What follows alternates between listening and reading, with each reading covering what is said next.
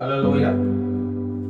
ప్రభునందు ప్రియమైన వాళ్ళారా, ఈరోజు 18వ తారీఖు 9వ నెల 2022వ సంవత్సరం ఆదివారం. ఈ నెలలో దేవుడు 2 ఆదివారములు మనము సురక్షితముగా దేవుని సన్నిధిలో ఆరాధించుకొని 3వ ఆదివారంలోనికి మనమందరము ప్రవేశించి ఆయన ఆరాధించుకోవడానికి మరి యొక్క సమయాన్ని ఇచ్చిన దేవాది దేవునికి వందనములు స్తోత్రములు చెల్లిస్తున్నాం. ప్రియులారా, ఆరాధన ప్రారంభించే ముందుగా ప్రార్థన చేసుకుని ఆరాధన ప్రారంభించుకుందాం. మమ్మల్ని అద్భుతులుగా ప్రేమిస్తున్న మా ప్రియ పరలోకపు తండ్రి, నీ యొక్క పరిశుద్ధమైన నామానికి వేలాది స్తుతులు స్తోత్రములు చెల్లిస్తున్నాం. ప్రభువా, గడిచిన ఆదివారం నుండి ఈ యొక్క ఆదివారం వరకు నన్ను మమ్మల్ని నీ యొక్క ప్రియబిడ్డలందరినీ నీకు సజీవుల లెక్కలోంచి కాచి కాపాడి భద్రపరిచి నీ బలిష్టమైన రెక్కల కింద కాచిన విధానాన్ని బట్టి మీకు వేలాది స్తుతులు స్తోత్రములు చెల్లిస్తున్నాం. ప్రభా, ఈ దినమును చూడలేక, ఈ గడియను చూడలేక ఎంతో మంది గొప్పవారు, ప్రముఖులు, వేరు ప్రఖ్యాతులు గలవారు, ఆస్తుపాస్తులు గలవారు, అంగచందాలు గలవారు ఎంతో మంది తండ్రి ప్రభా ఈ కాలగర్భంలో కలిసిపోయినప్పటికీ అల్పులము అయోగ్యులమైన ఎందుకు పనికిరాని మమ్మలను తండ్రి ప్రభా నీ యొక్క సన్నిధిలో నిలువబట్టుకుని నిన్ను ఆరాధించడానికి, నిన్ను కీర్తించడానికి మీరిచ్చిన గొప్ప భాగ్యమును బట్టి మీకు వేలాది స్తుతులు స్తోత్రములు చెల్లిస్తున్నా. ప్రభా, మేము ఇప్పుడు నిన్ను స్తుతిస్తూ తండ్రి ప్రభా పాటలు పాడుచుండగా మా యొక్క స్వరములను ముట్టండి, మా స్తుతుల మీద మీరు ఆశీర్వదించండి. ప్రభా దేవనాయన, వచ్చిన బిడ్డలందరినీ దీవించి ఆశీర్వదించండి. ఎంతమంది అయితే ఈ ఆరాధనలో పాల్గొంటున్నారో వారందరినీ దీవించండి. వారి కుటుంబాలను, వారి పిల్లలను, వారి యొక్క బంధువులను, వారి యొక్క దేశములను దీవించి ఆశీర్వదించండి. ప్రభా దేవనైనా ప్రతి ఒక్కరికి రక్షణ భాగ్యం దయచేయండి. ప్రభా, రాబో కాలంలో మరింత విరివిగా ఈ సువార్త ప్రకటించడానికి నీ కృపను, కాపుదలను తండ్రి ప్రభా, నీ యొక్క సహాయమును, నీ యొక్క ఆత్మాభిషేకమును మాకు నింపండి. ప్రభా దేవనైనా దీవించండి, ఆశీర్వదించండి. ప్రభా దేవనైనా ఇక ఆరాధించేంత వరకు నీకు మహిమకరంగాను అనేకులకు ఆశీర్వాదకరంగాను జరగడానికి నీ కృపను, సహాయమును మా మధ్యలో ఉంచమని యొక్క పరిశుద్ధాత్మ శక్తితో తండ్రి ప్రభా మమ్మల్ని అందరినీ నింపి సదాకాలం తోడుగొండమని ఘనత, మహిమ, ప్రభావం మీకు ఆరోపిస్తూ నజరేయుడైన యేసుక్రీస్తు నామములో అడిగి ప్రార్థన చేస్తున్నాం తండ్రి. ఆమేన్, ఆమేన్. ప్రియులారా, మనమందరం లేచుకున్న పాటలు పాడుకుని దేవుని నామాన్ని మహిమపరుచుకుందాం. దేవుని నామానికి మహిమ కలుగును గాక. కొన్ని స్తుతి పాటలు పాడుకొని ఆయన నామాన్ని మహిమపరచుకుందాం. నీ మాట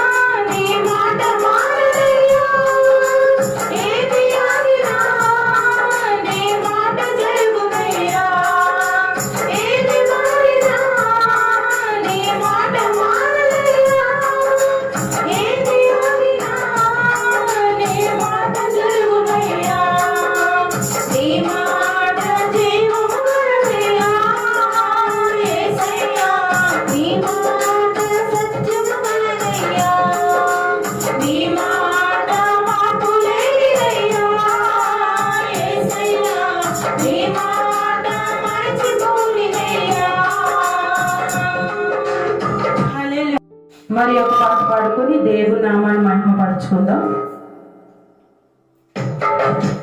యెహోవా నీ నామము ఎంతో బలమైనది,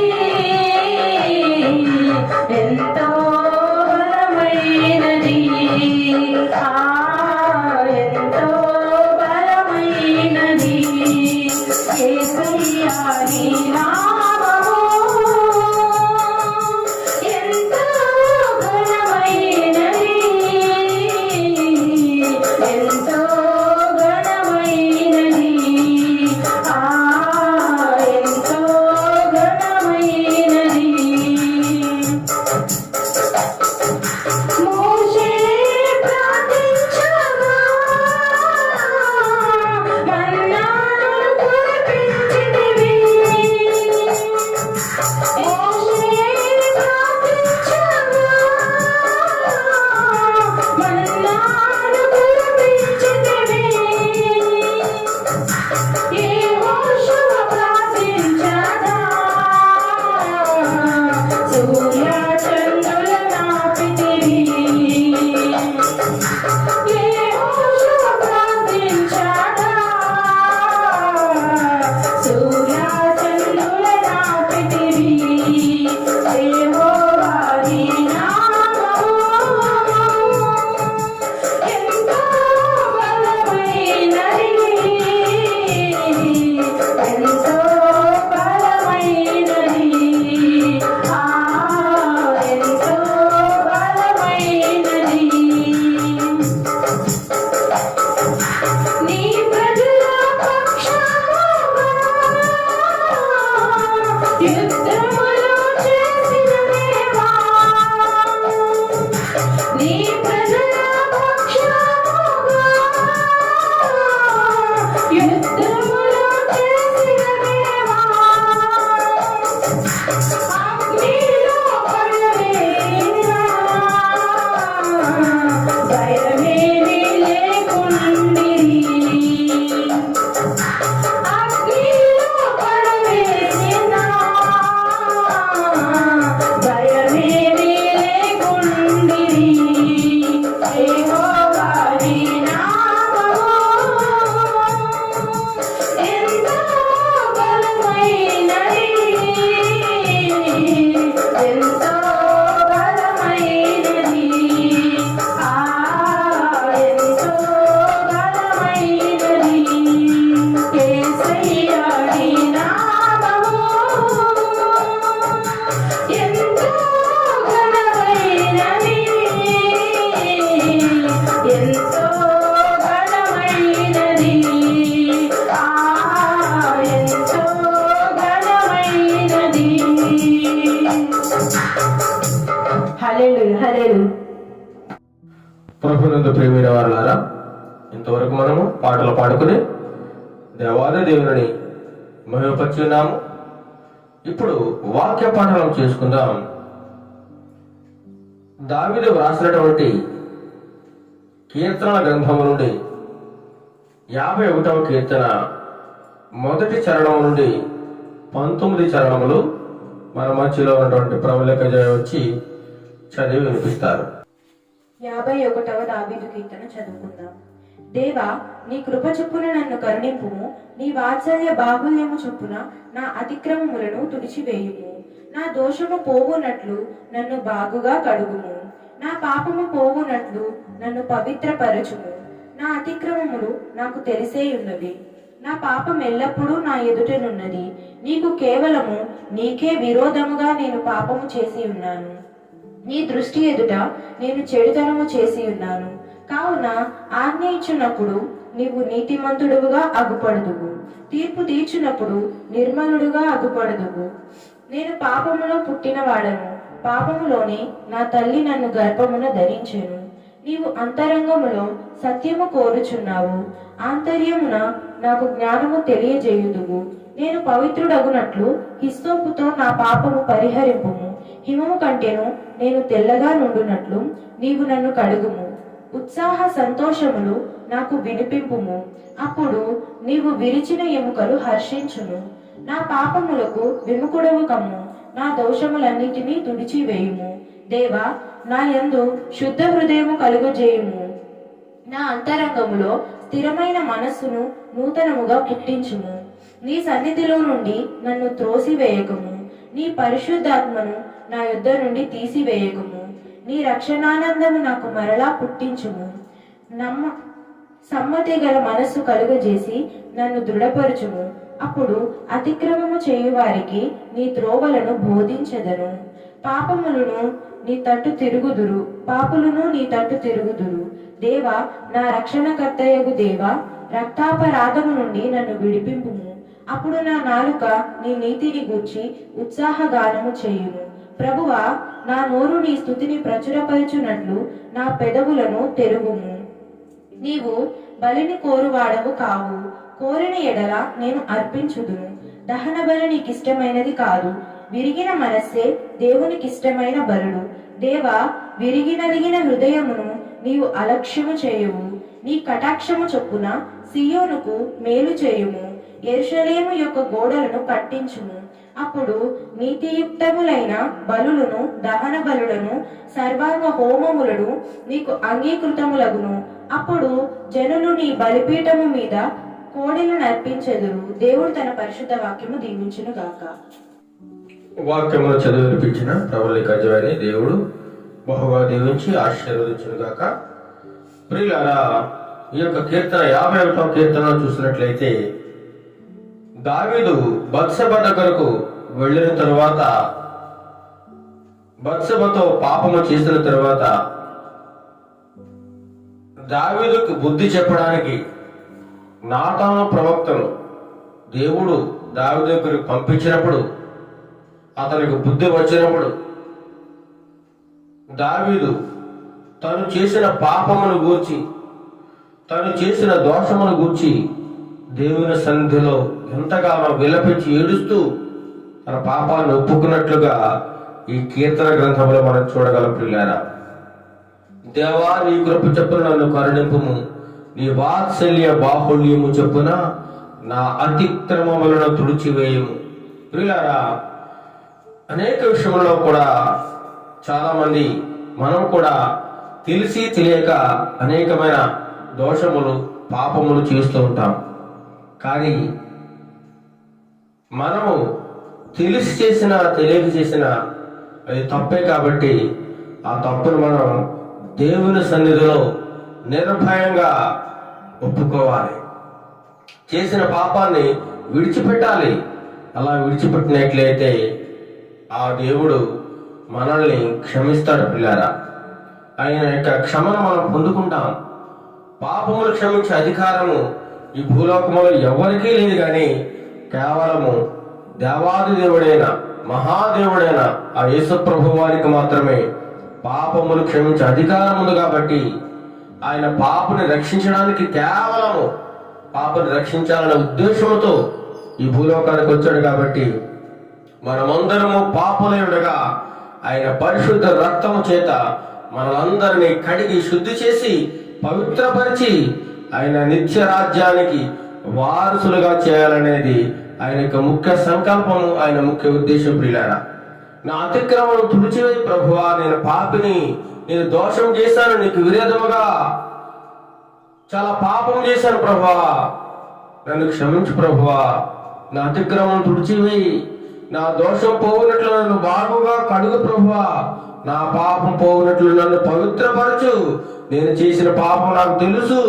నా పాపం ఎల్లప్పుడూ నా కళ్ళెదురు కనబడతా ఉంది ప్రియ ప్రభువా అని ఎంతగానో కుమ్ములిపోతూ ఎంతగానో విలపించి తన యొక్క చేసిన పాపాలను ఒప్పుకున్నాడు. పిల్లరా, అదేవిధంగా మనము తెలిసి చేసిన తెలియక చేసినటువంటి పాపములన్నీ కూడా ఆయన సన్నిధిలో ఒప్పుకొని విడిచిపెట్టినట్లయితే తప్పకుండా ఆయన క్షమించుటకు సిద్ధ మనసు గలవాడుగా ఆయన మనం చూడగలం. పిల్లారా, అదే విధముగా నీ దృష్టి ఎదుట నేను చెడుతనం చేసి ఉన్నాను, కావున ఆజ్ఞ ఇచ్చేటప్పుడు నువ్వు నీతిమంతుడుగా ఆగకూడదు, తీర్పు తీర్చేటప్పుడు నువ్వు నిర్మలగుడుగా ఆగకూడదు అని చెప్పి దేవుని అడుగుతున్నాడు.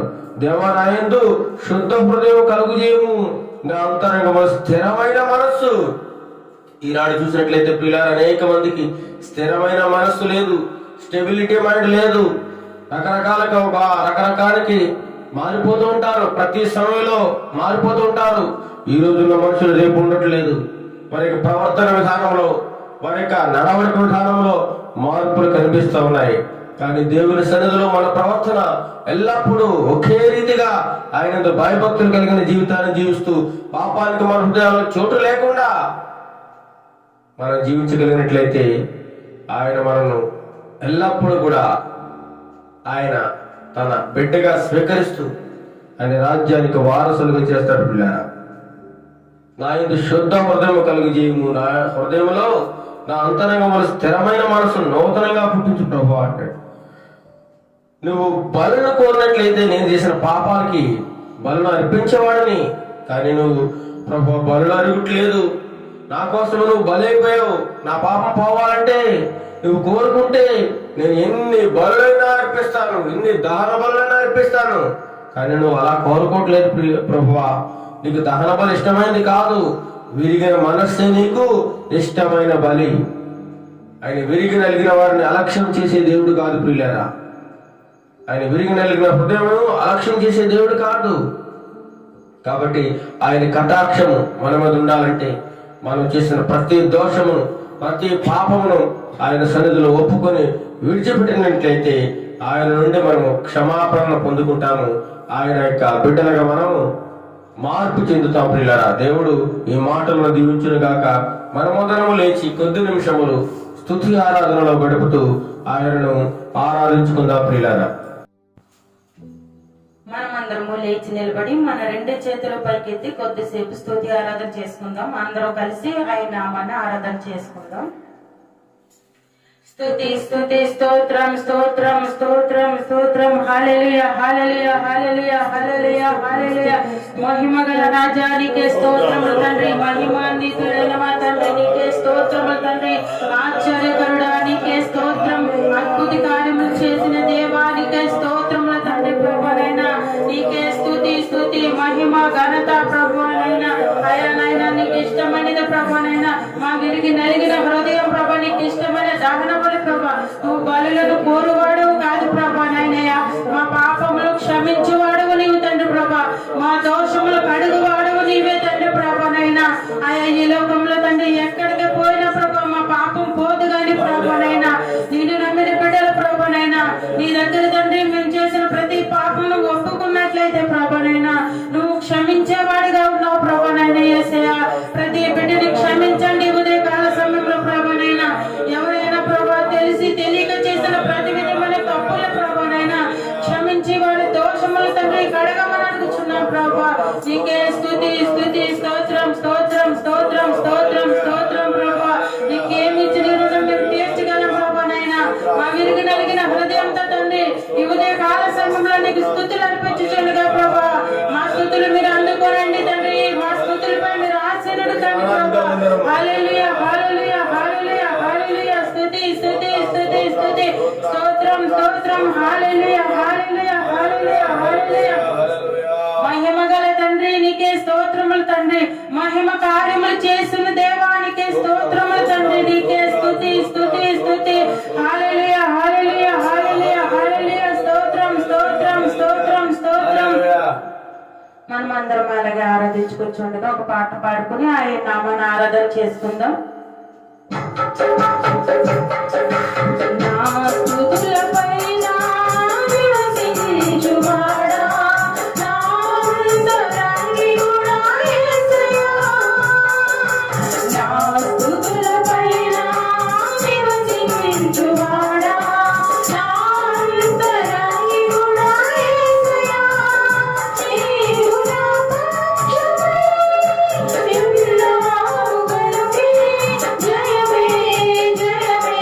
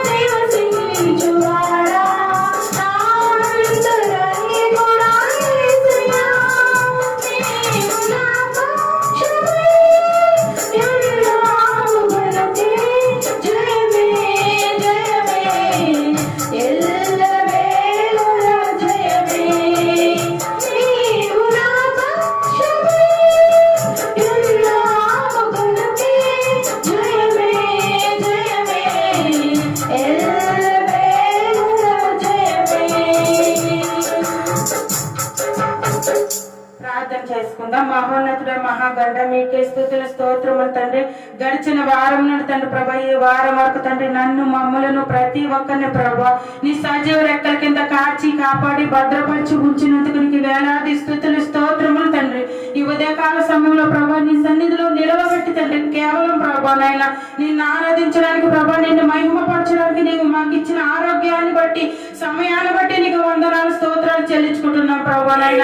అయ్యా ఎంతవరకు ప్రభా జరిగిన ఆరాధన అంతట్లో మీరు ఉన్నారని నమ్ముచున్నాం ప్రభా నాయన. యేసయ్య తండ్రి ప్రభా పాటల ద్వారా నేను ఆరాధించండి ప్రభా మా స్తుతులు మీరు అందుకోమని అడుగుచున్నాం ప్రభా నాయన. అయ్యా ఇక ముందున్న ఆరాధన అంతట్లో మీరుండండి ప్రభా నాయన. నీ వాక్యం ద్వారా తండ్రి ప్రభా నీ దైవ సేవకునికి ప్రభా అభిషేకించి ప్రభా నాయన నూరంతల బలమును శక్తిని దయచేసి ప్రభా నాయన నీ ఆత్మీయ ఆహారాన్ని మాకు అందించమని అడుగుచున్నాం తండ్రి. ఈ ఉదయ కాల సమయంలో ప్రభా నీ వాక్యం వింటున్న ప్రతి బిడ్డ ప్రభా నాయన విని వదిలిపెట్టకుండా ప్రభా గ్రహించగల మనసును ప్రతి ఒక్కరికి దయచేయండి ప్రభా. నీ వాక్యానుసారమైన జీవితాన్ని జీవించడానికి ప్రతి ఒక్కరికి మాకు సహాయం దయచేయమని అడుగుచున్నాను. ఈ ఉదయ కాల సమయంలో ఎవరైతే ప్రభా నిన్ను ఆరాధిస్తున్నారో ప్రతి సంఘాన్ని ప్రతి బిడ్డని ప్రతి దైవ సేవకుని ప్రతి విశ్వాసిని ప్రభానైనా మీ చేతులు అప్పగించుకుంటున్నాం ప్రభానైనా. మీరే బలపరచండి ఆదరించండి ప్రభానైనా. అయ్యా ప్రతి ఒక్కరిని ఈ ఉదయకాల సమయంలో మీరు జ్ఞాపకం చేసుకోమని అడుగుచు మా స్తుతులకు అర్హుడైన దేవా నీకే మా స్తుతులు అర్పించుచుండగా ప్రభానైనా మా స్తుతులపై మీరు ఆశీనుడు కమ్మని ఈ ఉదయకాల సమయంలో చిన్న స్తుతి ఆరాధన యేసయ్య పరిశుద్ధ నామములో అడిగి వేడుకొచ్చున్నాం తండ్రి. ఆమేన్. ప్రభునందు ప్రియమైన వాళ్ళారా, ఇంతవరకు మనం ఆ యొక్క దేవాదేవుని మనం ఎంతగానో ఆరాధించుకుని ఉన్నాము. పాటల ద్వారా, స్తుతి ఆరాధనల ద్వారా, వాక్య పఠనం ద్వారా ప్రభు వారిని ఆరాధించి ఉన్నాము. ఇప్పుడు ప్రాముఖ్యమైన భాగము మనము ప్రాముఖ్యమైన భాగంలోకి వచ్చి ఉన్నాము. కావున మన ఆత్మీయ జీవితానికి కావలసినటువంటి ఆత్మీయ ఆహారమును మనమందరము సమృద్ధిగా పొందుకునేలాగా ఆ యొక్క దేవాదేవుని ప్రార్థన చేసుకుని వాక్యమును ధ్యానం చేసుకుందాం. మహాగురుడు మహోన్నతుడైన మా ప్రియ పరలోకపు తండ్రి, నీ యొక్క పరిశుద్ధమైన నామానికి వందనాలు స్తోత్రాలు చెల్లిస్తున్నాం ప్రభా. ఇంతవరకు ఆరాధనలు మీరున్నారు తండ్రి ప్రభా. ఇప్పుడు మేము వాక్యమును ధ్యానిస్తుండగా నీ ప్రియ బిడ్డలకు నాకు మాకు అందరికీ కావాల్సినటువంటి వాక్య ధ్యానాంశమును మాకు దయచేయండి ప్రభా. ఆత్మీయ ఆహారం మాకు సమృద్ధిగా దయచేయండి ప్రభా. మాట్లాడేది నేను కాదు కానీ మీరే మాలో ఉండి మాట్లాడండి ప్రభా. నీ ప్రియ బిడ్డలకు కావాల్సిన వర్తమానము అందరికీ దయచేయండి. ఈ వాక్యం వృధా కాకుండా అందరి జీవితాల్లో ఫలింపజేసి నూరంతులుగా, అరుదంతులుగా, ముప్పదంతులుగా ఫలింపజేయడానికి నీ కృపను సహాయం దయచేయండి. ఈ వాక్యం ఎంతమంది అయితే ఉంటున్నారో వారందరిలో నూతనంగా రక్షణ కార్యమును దయచేయండి. దీవించి ఆశీర్వదించమని యేసు నామములో ఈ ప్రార్థన నీవు అడిగి వేడుకొంచున్నాం తండ్రి. ఆమేన్, ఆమేన్. ప్రియులారా, ఈరోజు ఈ ఆదివారం నిమిత్తం ఏర్పాటు చేయబడినటువంటి వాక్య ధ్యానాంశము, ఆ టైటిల్ పేరు నీ జనమే నా జనము, నీ దేవుడే నా దేవుడు. చెప్పండి, నీ జనమే నా జనము, నీ దేవుడే నా దేవుడు అని పలికినటువంటి గొప్ప మహా ఉత్తమురాలు బైబిల్ గ్రంథంలో ఒక గొప్ప స్థానమును కల్పించినటువంటి మహా ఉన్నతమైన స్త్రీ, ఎంతో సుగుణాలు కలిగినటువంటి వ్యక్తి, అన్యురాలైనప్పటికీ కూడా దేవుని యొక్క ప్రజలతో కలిసి ఉండటానికి, ఆ యొక్క దేవాది దేవుని తన రక్షకునిగా అంగీకరించడానికి సిద్ధపడి తన జీవితాన్ని త్యాగం చేసినటువంటి మహా ఉత్తమరాలైనటువంటి ఒక మహా మనిషి కోసం మనం ఈరోజు మాట్లాడుకోబోతున్నాం ప్రియులారా. చూడండి, ఆ యొక్క ఉత్తమరాలు ఎవరంటే రూతు. చెప్పండి, ఎవరు? రూతు. బైబిల్ గ్రంథం మొత్తం చూసినట్లయితే ఒక ఇద్దరు మాత్రము బైబిల్ గ్రంథంలో స్థానాన్ని సంపాదించుకున్నారు, చోటు సంపాదించుకున్నారు. వారు ఎవరండి? రూతు, ఎస్తేరు. ఎవరండి? రూతు, ఎస్తేరు.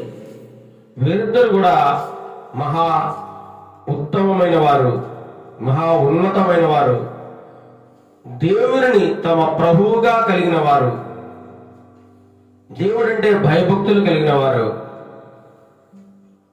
గొప్ప ఉన్నతమైన జీవితాన్ని, ఆదర్శవంతమైన జీవితాన్ని, అనేకులకు ఆశీర్వాదకరమైన జీవితాన్ని జీవించారు. కాబట్టి వారి గురించి దైవ గ్రంథంలో వ్రాయబడింది పిల్లారా. ఈరోజు కొద్ది నిమిషాలు మనం రూతు గ్రంథమును ధ్యానం చేసుకుందాం. మనం అనేక సార్లు విని ఉండవచ్చు, అయినను సరే మరొకసారి ఈ యొక్క వాక్య భాగమును ధ్యానం చేసుకుందాం. న్యాయాధిపతుల గ్రంథము పక్కనే రూతు గ్రంథం ఉంటుంది, చదవండి.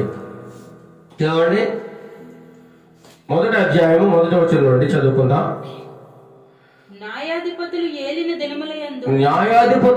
దినములయందు దేశములో కరువు కలుగగా యూదా బేత్లెహేము నుండి ఒక మనుష్యుడు తన భార్యను తన ఇద్దరు కుమారులను వెంట పెట్టుకుని మోయాబు దేశమున కాపురములకు వెళ్ళెను.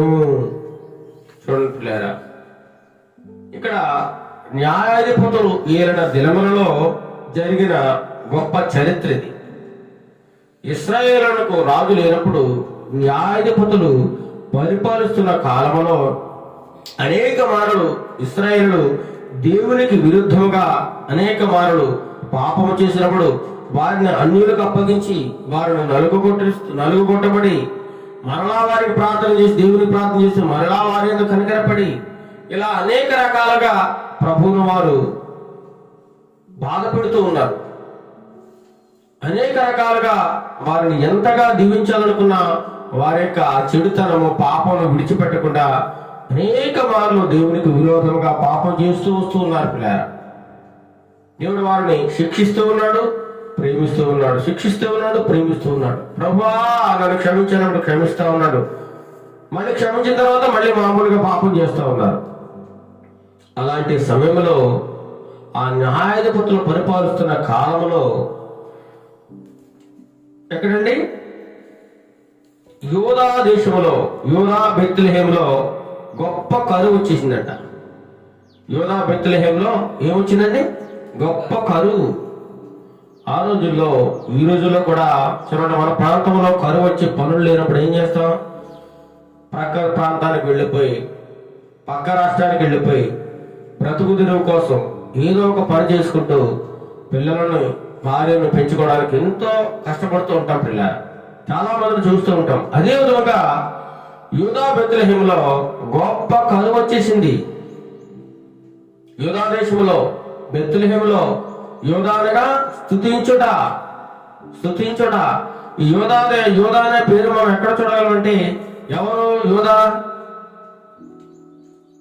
యూదా ఆయన పేరు మీద ఒక దేశం ఏర్పడింది. యాకోబు యొక్క కుమారులలో ఒక కుమారుడు యూదా. ప్రియులారా, ఆయన పేరు మీద ఆ యొక్క ప్రాంతం ఏర్పడి యూదా బెత్లెహేములో గొప్ప కరువు కలిగినప్పుడు ఆ దేశమందు ఒక మనుషుడు ఆ బెత్లెహేములో నివసిస్తా ఉన్నాడు. బెత్లెహేము అనగా అర్థం ఏంటి? రొట్టెల గృహము. బెత్లెహేము అనగా రొట్టెల గృహము. అక్కడ అన్నం సమృద్ధిగా దొరికే ప్రదేశము, కనాన దేశము, పాలు తిన్న ప్రవహించే దేశము, నిత్యము పంటలు పండే ప్రదేశము. అలాంటి దేశంలో కూడా గొప్ప కరువు వచ్చేసిందంట. తినడానికి ఆహారం లేదు. అన్నం సమృద్ధిగా దొరికే ప్రదేశము బెత్లెహేము అంటే. దానికి అంతకుముందు ఉన్న పేరు ఎఫ్రాతా. బెత్లెహేముకు ముందు ఉన్న పేరు ఎఫ్రాతా. ఎఫ్రాతా అంటే ఫలకరమైనది, ఫలభరితమైనది, ఆశీర్వదమైనది. ఇలా రకరకాల అర్థాలు ఉన్నాయి పిల్లలు. వీరు బెత్లెహేము నుండి ఒక కుటుంబం ఉంది. అక్కడ మనకు 4 మనుషులు కనబడుతున్నారు పిల్లలు. చూడండి, ఆ మనుషుని పేరు ఎలీమెలెకు. ఏం పేరు? ఎలీమెలెకు. భార్య పేరు నయోమి. తన 2 కుమారుల పేర్లు మహలోను, కిలియోను. ఎక్కడికి ప్రయాణం వెళ్తున్నారు వీళ్ళు? మోయాబు దేశం. వీరి సొంతూరు ఎవరు? బెత్లెహేము. చెప్పాలి, వారి ఎవరు? బెత్లెహేము. యూదా దేశం నుండి బెత్లెహేము నుండి ఎక్కడికి ప్రయాణం వెళ్తున్నారు వీళ్ళు? మోయాబు దేశం. ఎందుకు వెళ్తున్నారు? బ్రతకడానికి. వీరి దేశంలో పంటలు సమృద్ధిగా పండటం లేదు. వీరు చేసిన పాపాలను బట్టి, అవిధేయతను బట్టి అక్కడ పంటలు లేవు, కరువు సంభవించింది. వీరు వేరొక దేశం వెళ్ళడానికి, బ్రతకడానికి ఈ యొక్క కుటుంబం సిద్ధపడింది. మోయాబు దేశం. మోయాబు అనగా నా తండ్రి నుండి అని అర్థం. మోయాబు ఆ దేశం వెళ్ళిపోవడానికి వీరు సిద్ధపడ్డారు. ఈ మోయాబు అనే పేరు ఎలా వచ్చిందంటే మనకి లోతుగా తెలుసు కదా. లోతు సొదొమ గొమొర్రా నుంచి బయటకు వచ్చిన తర్వాత ఒక ప్రదేశంలో ఉన్నప్పుడు వారి యొక్క లోతు కుమారులందరూ తన యొక్క తండ్రితో పాపము చేసినప్పుడు ఆ పెద్ద కుమార్తె ద్వారా లోతుకు జన్మించిన కొడుకు పేరే మోయాబు. ఏం పేరండి? మోయాబు. అతని పేరు మీద ఒక దేశం ఏర్పడింది. అదే మోయాబు దేశం. ఈ మోయాబీలందరికీ కూడా ఒక మూల పురుషుడిగా ఉన్నాడు పిల్లారా. అగ్నుల ప్రదేశము. దేవుడంటే భయం లేదు. వారు కేమోషు అనేటువంటి దేవతను ఆరాధించే ప్రదేశం అది మోయాబు దేశం. అలాంటి దేశం వెళ్ళాలనుకుంటున్నారు. ఎవరండి? ఈ యొక్క ఎలీమెలకు, నయోమి, మహులోను, కిలియాను, ఈ యొక్క కుటుంబము పలానా దేశంలో ఆహారం దొరుకుతుంది, పంటలు బాగా పడుతున్నాయి, అక్కడ పనులు దొరుకుతున్నాయని చెప్పి తెలుసుకుని అక్కడికి ప్రయాణమై వెళ్ళడానికి సిద్ధమయ్యారు పిల్లలు. ఎవరు? ఎలీమెలకు. ఎలీమెలకు అనగా అర్థం ఏంటి? దేవుడే నా రాజు. నయోమి అనగా మధురము లేదా నా సంతోషము. మహులోనగా వ్యాధిగ్రస్తుడు, వ్యాధి. కిలియోనగా క్షీణించుచున్న. ఇవి వీరి యొక్క పేర్లకు అర్థాలు ప్రియులారా. వీరు నలుగురు కూడా ఎక్కడికి ప్రయాణమయ్యారు? మోయాబు దేశం. ఈ మోయాబీయులకి ఇశ్రాయేలుకి ఎటువంటి సంబంధం ఉండదు. దేవుడు ఖచ్చితంగా చెప్పేశాడు, మోయాబీయులని మీలో కలవనివ్వకూడదు, వారితో మీరు సాంగత్యము చేయకూడదు, వారిని మీలో కలుపుకోకూడదు, వారు ప్రత్యేకంగా ఉన్నారు, అన్యులు అని చెప్పి వాడిని ప్రత్యేకించేసాడు. వారిని మోయాబీయులని ధర్మశాస్త్రం ప్రకారం వారిని దూరంగా పెట్టేశారు. దేవుడు వారిని ఇశ్రాయేలులో కలవకుండా చేరకుండా ప్రత్యేకంగా ఉంచేయడం. వారితో సంబంధంగా కలుపుకోవద్దు, వారు అన్యులుగా పిలువబడతా ఉన్నారు మోయాబీయులు. అటువంటి అన్యులుగా ఉన్నటువంటి ఆ యొక్క దేశానికి ఈ యొక్క నయోమి, రూతు, మహులోను, కిలియోను వీరొక కుటుంబం ప్రయాణమే వెళ్తా ఉన్నారు అక్కడ బ్రతకడానికి. ఇక్కడ పంటలు లేవు, ఆహారం లేదు, ఇక్కడ ఉంటే మనం చనిపోతాం, అక్కడికి వెళ్ళి బ్రతుకుదాం అని చెప్పేసి అక్కడికి వెళ్తా ఉన్నారు పిల్లల. చదవండి అక్కడ. వారు యోధా బెత్లెహేము వారిని ఎఫ్రాతీయులు, వారు మోయాబు దేశానికి వెళ్ళి అక్కడ కాపురం ఉన్నారు. అక్కడెక్కడ మోయాబు దేశం వెళ్ళిపోయి ఏం చేశారు? అక్కడ కాపురం ఉన్నారు. ఈ నలుగురు కూడా ఎన్ని సంవత్సరాలు ఉన్నారు అక్కడ? ఎన్ని సంవత్సరాలు ఉన్నారు తెలుసా మనకి? ఇంచుమించు 10 సంవత్సరాలు అక్కడే ఉన్నారట. ఎన్ని సంవత్సరాలు? 10 సంవత్సరాలు. ఇంచుమించు 10 సంవత్సరాలు అక్కడ నివసించారు. అక్కడికి వెళ్ళారు. కొంతకాలానికి బాగానే ఉంది, అంతా మంచిగా ఉన్న సమయంలో వెళ్ళిన కొంతకాలానికి ఒక భయంకరమైన శోధన జరిగింది. ఏంటా శోధన? ఎలీమెలకు కష్టపడి పనిచేస్తున్న సమయంలో అతనికి భయంకరమైన వ్యాధి సంభవించిందో లేదా ఏమైందో తెలియదు కానీ, ఏం రోగం వచ్చిందో తెలియదు కానీ ఉన్నటువంటి సడన్ గా చనిపోయాడు పిల్ల. ఎవరు? నయోమి భర్త.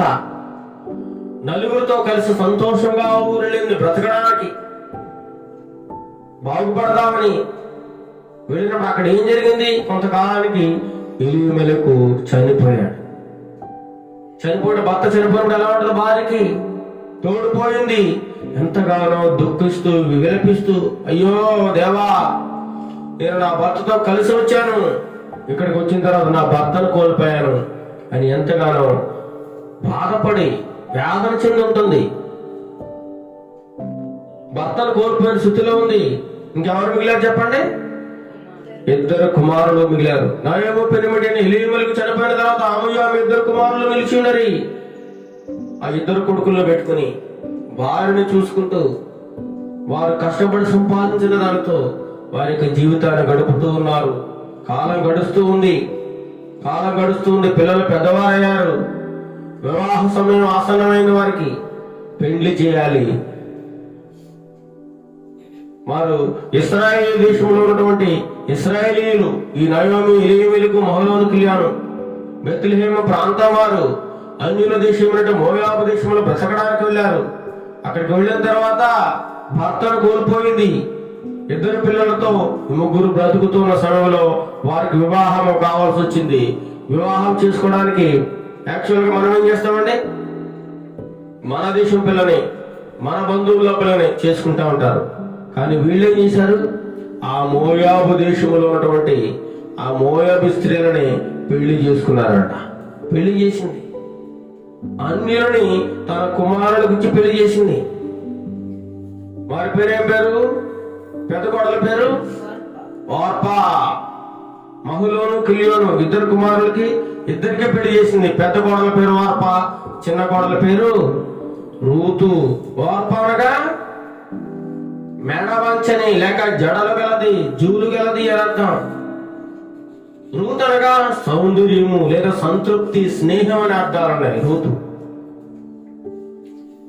వారు 2 కోడళ్ళు మొత్తం 5 కలిసి జీవిస్తున్న సమయంలో అలా కాలం గడుస్తూ ఉంది. ఏమైందో తెలియదు. సడన్గా పెద్ద కుమారుడు చనిపోయాడు ఒకనొక రోజున. చూడండి ఎలాంటి శోధన సంభవించిందో వారికి. సంతోషంగా ఏదో బ్రతుకు తెరువు కోసం ఆదేశం వస్తే దెబ్బ మీద దెబ్బ నయోమి జీవితంలో చూస్తా ఉంది పిల్లారా. మొట్టమొదటిగా పెద్ద కుమారుడు చనిపోయాడు. కొంతకాలానికి చిన్న కుమారుడు కూడా చనిపోయాడు. చూడండి ఎంత బాధగా ఉంటుందో. మొట్టమొదటి అక్కడికి వెళ్ళిన తర్వాత భర్తను కోల్పోయింది, విధవరాలైపోయింది. సరే, నేను పిల్లలతో సంతోషంగా గడుపుతాను, నా 2 కుమారులు చూసుకుంటూ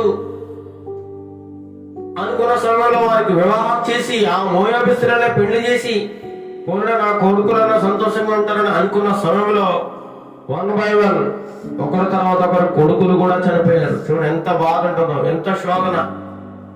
వారి జీవితంలో ఏ ముచ్చట తీరలేదు. కొడుకులకి ఏ సంతోషాలు అనిపించలేదు. అయ్యో ఏంటి నా జీవితంలో ఎలా జరుగుతుంది, నేను అక్కడికి వెళ్ళి సంతోషంగా వచ్చాను కదా, ఇప్పుడు నా పరిస్థితి ఏంటి ఇలా అయిపోయింది. నా భర్త చనిపోయాడు, నా కొడుకులు 2 అనారోగ్యాలు గురి, వాళ్ళు కూడా చనిపోయారు, నా పరిస్థితి ఏంటి, నా జీవితం ఎలా అయిపోయింది అని చెప్పి ఎంతగానో కుమ్ములు ఏడుస్తూ ఉంది పిల్లారా. ఎంతో వేదన. భర్త కోల్పోయిన శోకం తీరకముందే కుమారులిద్దరిని కోల్పోయింది. నయోమి విధవరాలైపోయింది, కోడలిద్దరు కూడా విధవరాలైపోయారు. వారి యొక్క కుటుంబానికి మగదిక్కు లేకుండా పోయింది. చూడండి పిల్లారా, ఒక కుటుంబంలో ఆ కుటుంబ యజమాని చనిపోతే ఆ కుటుంబ పరిస్థితి ఏంటి, తెచ్చిపెట్టేవాడు చనిపోతే ఆ పిల్లల చదువేంటి, ఆ భార్య పరిస్థితి ఏంటి, ఎలా ఉంటుంది వారి పరిస్థితి ఒకసారి మనం ఊహించుకుంటే ఎంత దారుణకరమైన పరిస్థితితో మనం ఆలోచించాలి పిల్లారా. కుటుంబ యజమాని కోల్పోతేనే ఎంతో బాధ, ఎంతో వేదన. ఎంతో కష్టపడి సంపాదించి కుటుంబాన్ని ఈడ్చుకెళ్లే వ్యక్తి లేకపోతే ఆ కుటుంబం ఏమైపోతుందంటే రోడ్డును పడుతుంది. వారు ఆదరించే వారు ఉండరు. బంధువులు, స్నేహితులు ఎంతకాలం చూస్తారు, ఎవరో చూడరు. భర్తను కోల్పోయింది, 2 కుమారులను కోల్పోయింది, 3 ఆడవాళ్ళు ఉన్నారు. మగదిక్కు లేని కుటుంబం అయిపోయింది. ఎవరు ఆదరించేవారు లేరు. పారాయి దేశంలో బ్రతకడానికి వెళ్ళి సమస్తాన్ని కోల్పోయింది పిల్లారా. ఎంత దారుణమైన పరిస్థితి. 2 కొడుకులు కూడా సంతోషంగా జీవిస్తారనుకున్న వారి దేశంలో, మోయాబు దేశంలో ఉన్నటువంటి ఆస్తిలను పెళ్లి చేసినా సరే వారు కూడా సంతోషం లేదు. వారి జీవితంలో ఎటువంటి సుఖము లేదు, ఎటువంటి ఆనందం లేదు. ఏ ముచ్చట తీరకుండానే కుమారులందరూ ఒకరి తర్వాత ఒకరు చనిపోయారు. భర్త పోయిన దుఃఖం నుండి తీరుకున్న లోపే కుమారులు కోల్పోయింది. నయోమి పెద్ద కోడలు, నయోమి చిన్న కోడలు కూడా విధవరాలు అయిపోయారు పిల్లారా. వారి జీవితంలో చూడండి, ఒకదాని వెంబడి సంతోషంగా జీవిస్తున్న సమయంలో భయంకరమైన తుఫాను, అలా వంటి శ్రమలు, శోధనలు నయోమి జీవితంలో ప్రవేశించి నయోమి జీవితం దుఃఖభరితమైపోయింది పిల్లారా.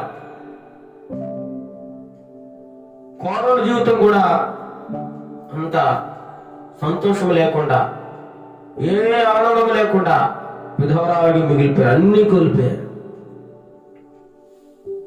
ఇంకేం చేయాలో తెలియని పరిస్థితి.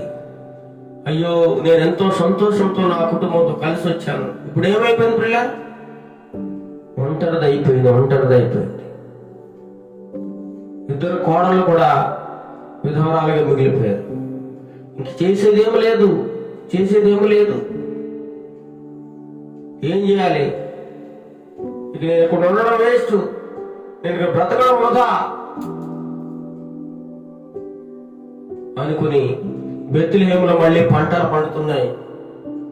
చూడండి 6వ వచనంలో, వారికి ఆహారం ఇచ్చుటకు యెహోవా తన జనులను దర్శించారని ఆమె మోయాబు దేశంలో వినను గనుక మోయాబు దేశం విడిచి వెళ్ళుడికి ఆమె కోడలను ప్రయాణమైంది.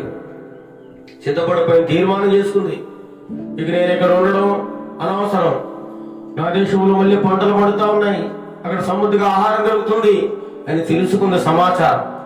నేను ఇక్కడ ఉండి ప్రయోజనం లేదు, నా దేశానికి వెళ్ళిపోతాను, నా ప్రాంతానికి వెళ్ళిపోతాను అని ఒక గట్టి తీర్మానం చేసుకుంది. తన కోడళ్ళ ఎదురుతో చెప్పింది, అమ్మా నేను వెళ్ళిపోతాను, మా ప్రాంతం వెళ్ళిపోతాను అని చెప్పినప్పుడు కోడలు కూడా ఏమన్నారు, అత్త నీతో మేము కూడా మీ ప్రాంతానికి వచ్చేస్తాం, మేము కూడా వస్తాం అని చెప్పి వాళ్ళు కూడా ప్రయాణం అయిపోయారు. ముగ్గురు బయలుదేరి ఆ ప్రయాణం వేయడానికి సిద్ధంగా ఉన్నారు. అప్పుడు ఆమె ఉన్న స్థలము నుండి ఆమెతో కూడా ఇద్దరు కొండను బయలుదేరి యూదా దేశానికి తిరిగిపోవాలని మార్గమును వెళ్ళిచుండగా అత్త ముందు వెళ్ళిపోతా ఉంది, సిద్ధపడి వెళ్ళిపోతున్న కోడలు ఇద్దరు కూడా బయలుదేరి మేము కూడా నీతో వచ్చేస్తాం అని చెప్పి బయలుదేరితే ఇప్పుడు వారికి నయమేమో కోడలు ఇద్దరిని చూసి ఏమంటుంది, మీరు మీ తల్లుల ఇళ్ళకి వెళ్ళిపోండి అమ్మలారా, నా బిడ్డలారా, మీరు నా కుమారుడు గారు ఎంతో సంతోషం అనుభవిస్తారనుకున్నాను, మీ జీవితము ఎంతో ఆనందంగా గడుస్తుంది అనుకున్నాను, కానీ మీ జీవితంలో కూడా అశాంతి అలజడి రేగింది, మీరు విధవరాలుగా మిగిలిపోయారు, నా ద్వారా మీకు కూడా నష్టం జరిగింది, నేను ఈ దేశానికి రాకుండా ఉంటే మీ జీవితం బాగుంటుందేమో, నేను ఇక్కడికి వచ్చిన తర్వాత నా యొక్క కుమారుని మీకు పెళ్లి చేసి మిమ్మల్ని విధవరాలుగా చేశాను, ఇక నాతో మీరు రావద్దమ్మా, మీరు మీ ఇళ్ళకి వెళ్ళిపోండి, చనిపోయిన వారి ఏడల నా ఏడల మీరు దయ చూపినట్లు యెహోవా మీ ఏడల దయ చూపును గాక, దేవుడే మిమ్మల్ని కాపాడును గాక, మీరు మీ ఇళ్ళకి వెళ్ళిపోండి, మీరు మీ ఇంటికి వెళ్ళిపోయి మళ్ళీ ఒక్కొక్కరు పెళ్లి చేసుకుని ఒక క్రొత్త జీవితాన్ని, ఒక కొత్త సంతోషాన్ని, ఆనందాన్ని ప్రారంభించండి, నాతో మీరు రావద్దు బిడ్డలారా అని చెప్తుంటే వారు ఏం చేస్తున్నారంటే అంతటా వారు ఎలుగెత్తి ఏడ్చి నీ ప్రజల ఎదుగు నీతో కూడా వచ్చేదమని ఆమెతో చెప్తా ఉన్నారు, మేము కూడా వస్తామత్తా, మేము ఇక్కడ నుండి ఏం చేయాలి, నీతోటే ఉంటాం, నీతో కలిసి ప్రయాణం చేస్తాం, నీ దేశమే వచ్చేస్తాం అని చెప్తా ఉంది ఇద్దరు కోడలు కూడా. నావేమంటుంది, నా కుమార్తెలారా, వారు ఎంత చెప్పినా వింటలేదు, వెనకాల ప్రయాణమే అత్త వెనకాల వస్తూనే ఉన్నారు వారిద్దరు కూడా.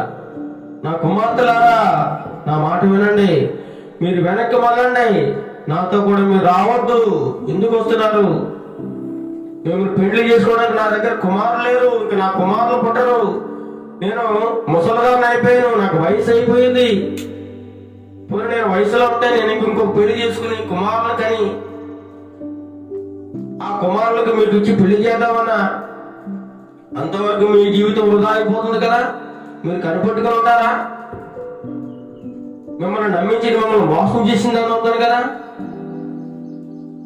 నా కుమార్తెలా మీరు తిరిగి వెళ్ళండి, ఒకవేళ నేను పురుషునితో ఉండలేను ముసల్దానని, ఒక నాకు నమ్మకం కలిగిందని చెప్పి రాత్రి పురుషునితో ఉండే కుమారులు కనిడను, వారు పెద్దవారు వరకు కూడా వారి కొరకు మీరు కనిపెట్టుకుంటారా, మీరు వారి కొరకు కనిపెట్టుకుని పురుషులు లేకుండా ఒంటరి గత్తలే ఉందిరా, మీ జీవితాన్ని మూడుగా చేసుకుంటారా, ఇప్పటికీ మీ జీవితాన్ని నేను పాడు చేసి నా కుమారుల ద్వారా, కాకపోతే నా కుమార్తెలారా అలా జరగకూడదు, మీరు వెళ్ళిపోయి మీ దేశంలో మళ్ళీ పెళ్లి చేసుకుని ఒక్కొక్కరు కొత్త జీవితాన్ని ప్రారంభించి ఆనందంగా సంతోషంగా గడపండమ్మా అని చెప్పి వారిని ఎంతగానో బ్రతిమాలింది పిల్లలు, బ్రతిమాలింది. వారు వెంటబడుతుంటే వద్దమ్మా వెళ్ళిపోండి, నాకు కూడా వస్తే మీకు కష్టాలు శ్రమలు ఇవే ఉంటాయి, కాబట్టి మీరు ఒక కొత్త జీవితాన్ని ప్రారంభించండి అని చెప్పినప్పుడు అందులో పెద్ద కోడలు ఎలుగెత్తి ఏడ్చి అత్తను ముద్దు పెట్టుకుని తిరిగి వెనక్కి వెళ్ళిపోయింది. అత్త మాట విని తన దేశం వెళ్ళిపోయింది, తన తల్లిదండ్రులకు వెళ్ళిపోయింది. ఇంకెవరు మిగిలే పిల్లారా? రూతు మిగిలిపోయింది. వాప వెళ్ళిపోయింది తన దేశం, తన సొంత వెళ్ళిపోయింది అత్త మాట విని. రూతు మిగిలిపోయింది. అత్త వెళ్ళిపోతా ఉంది. రూతు కూడా అమ్మ నువ్వు కూడా వెళ్ళిపో అని చెప్తా ఉంది. రూతు నా వెంబడి రావద్దమ్మా అని చెప్పినప్పుడు రూతు ఏం చేసిన నాకు గొప్ప మాట కనబడుతుంది. 14వ వచనం చివరిలో రూతు ఆమెను హత్తుకొనెను. ఏమందండి? రూతులో ఒక మంచి లక్షణం ఉంది పిల్లారా.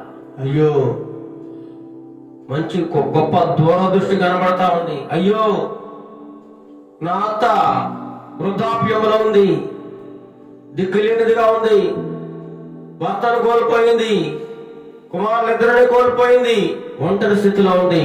ఈమెను ఈ పరిస్థితుల్లో ఆదరించేవారు ఎవరు లేరు, కాపాడేవారు ఎవరు లేరు, తోడు లేరు, దిక్కులేనిదిగా మిగిలిపోయింది. ఈమెకు నేను తోడుగా ఉండాలి, ఈమెను నేను సంరక్షించాలి, ఈమె బాధ్యత నాది అని తన అత్తను హత్తుకొనను. ఇట్లుండగా న్యాయం చెప్తుంది, ఇదిగో నీ తోడుకోడలు తన జనుల యొద్దకును తన దేవుని యొద్దకును తిరిగిపోయింది కదా. తన దేవుడు ఎవరు? మోయాబీయ దేవుడు కెమోషు. వారు భయంకరమైన విగ్రహారాధికులు. వెళ్ళిపోయింది కదా వాళ్ళ తల్లిదండ్రులకి. నువ్వు కూడా వెళ్ళిపో తల్లి, నువ్వు కూడా నీ తోడుకోవడం వెళ్ళిపో తల్లి, దయచేసి నా మాట విను తల్లి అని ఎంతగానో బ్రతుమాలతో ఉంది పిల్లారా నయోమి. తన యొక్క చిన్న కోడలైనటువంటి రూతును ఎంతగానో బతుమంతున్నప్పుడు రూతు ఏమంటుంది? నా వెంబడ రావద్దని, నన్ను విడిచిపెట్టమని. నన్ను నువ్వు ఏమాత్రం బతుకుమాలుకోవద్దత్త, నన్ను నువ్వు బతుమాలుకోవద్దు, నా వెంబడ రావద్దు, నన్ను విడిచిపెట్టేయి అని నువ్వు నన్ను ఏమాత్రం బతుమాలుకోవద్దు. నేను నిన్ను విడిచిపెట్టను, నువ్వు ఎక్కడికి వెళితే అక్కడికి నేను వచ్చేస్తాను, నీతోటే ఉంటాను. నువ్వు ఎక్కడ నివాసం చేస్తే నేను అక్కడే నివాసం చేస్తాను. అక్కడ చూడండి, ఈ రోజు మన టైటిల్ అందులో చూడండి, 16వ వచనం చదవండి. అందుకు రూతు నా వెంబడి రావద్దనియు, నన్ను విడిచిపెట్టమని, నన్ను బతుమాలుకొనవద్దు, నీవు వెళ్ళు చోటుకే నేను వచ్చేదను, నీవు నివసించు చోటుని నేను నివసించేదను, నీ జనమే నా జనము, నీ దేవుడే నా దేవుడు. చూడండి ఎంత గొప్ప ఉత్తమరాలో చూడండి. ఈనాడైతే కొంతమంది కోరలు ఎంత భయంకరంగా తయారయ్యారంటే మన పరిస్థితులు చూస్తా ఉన్నాం.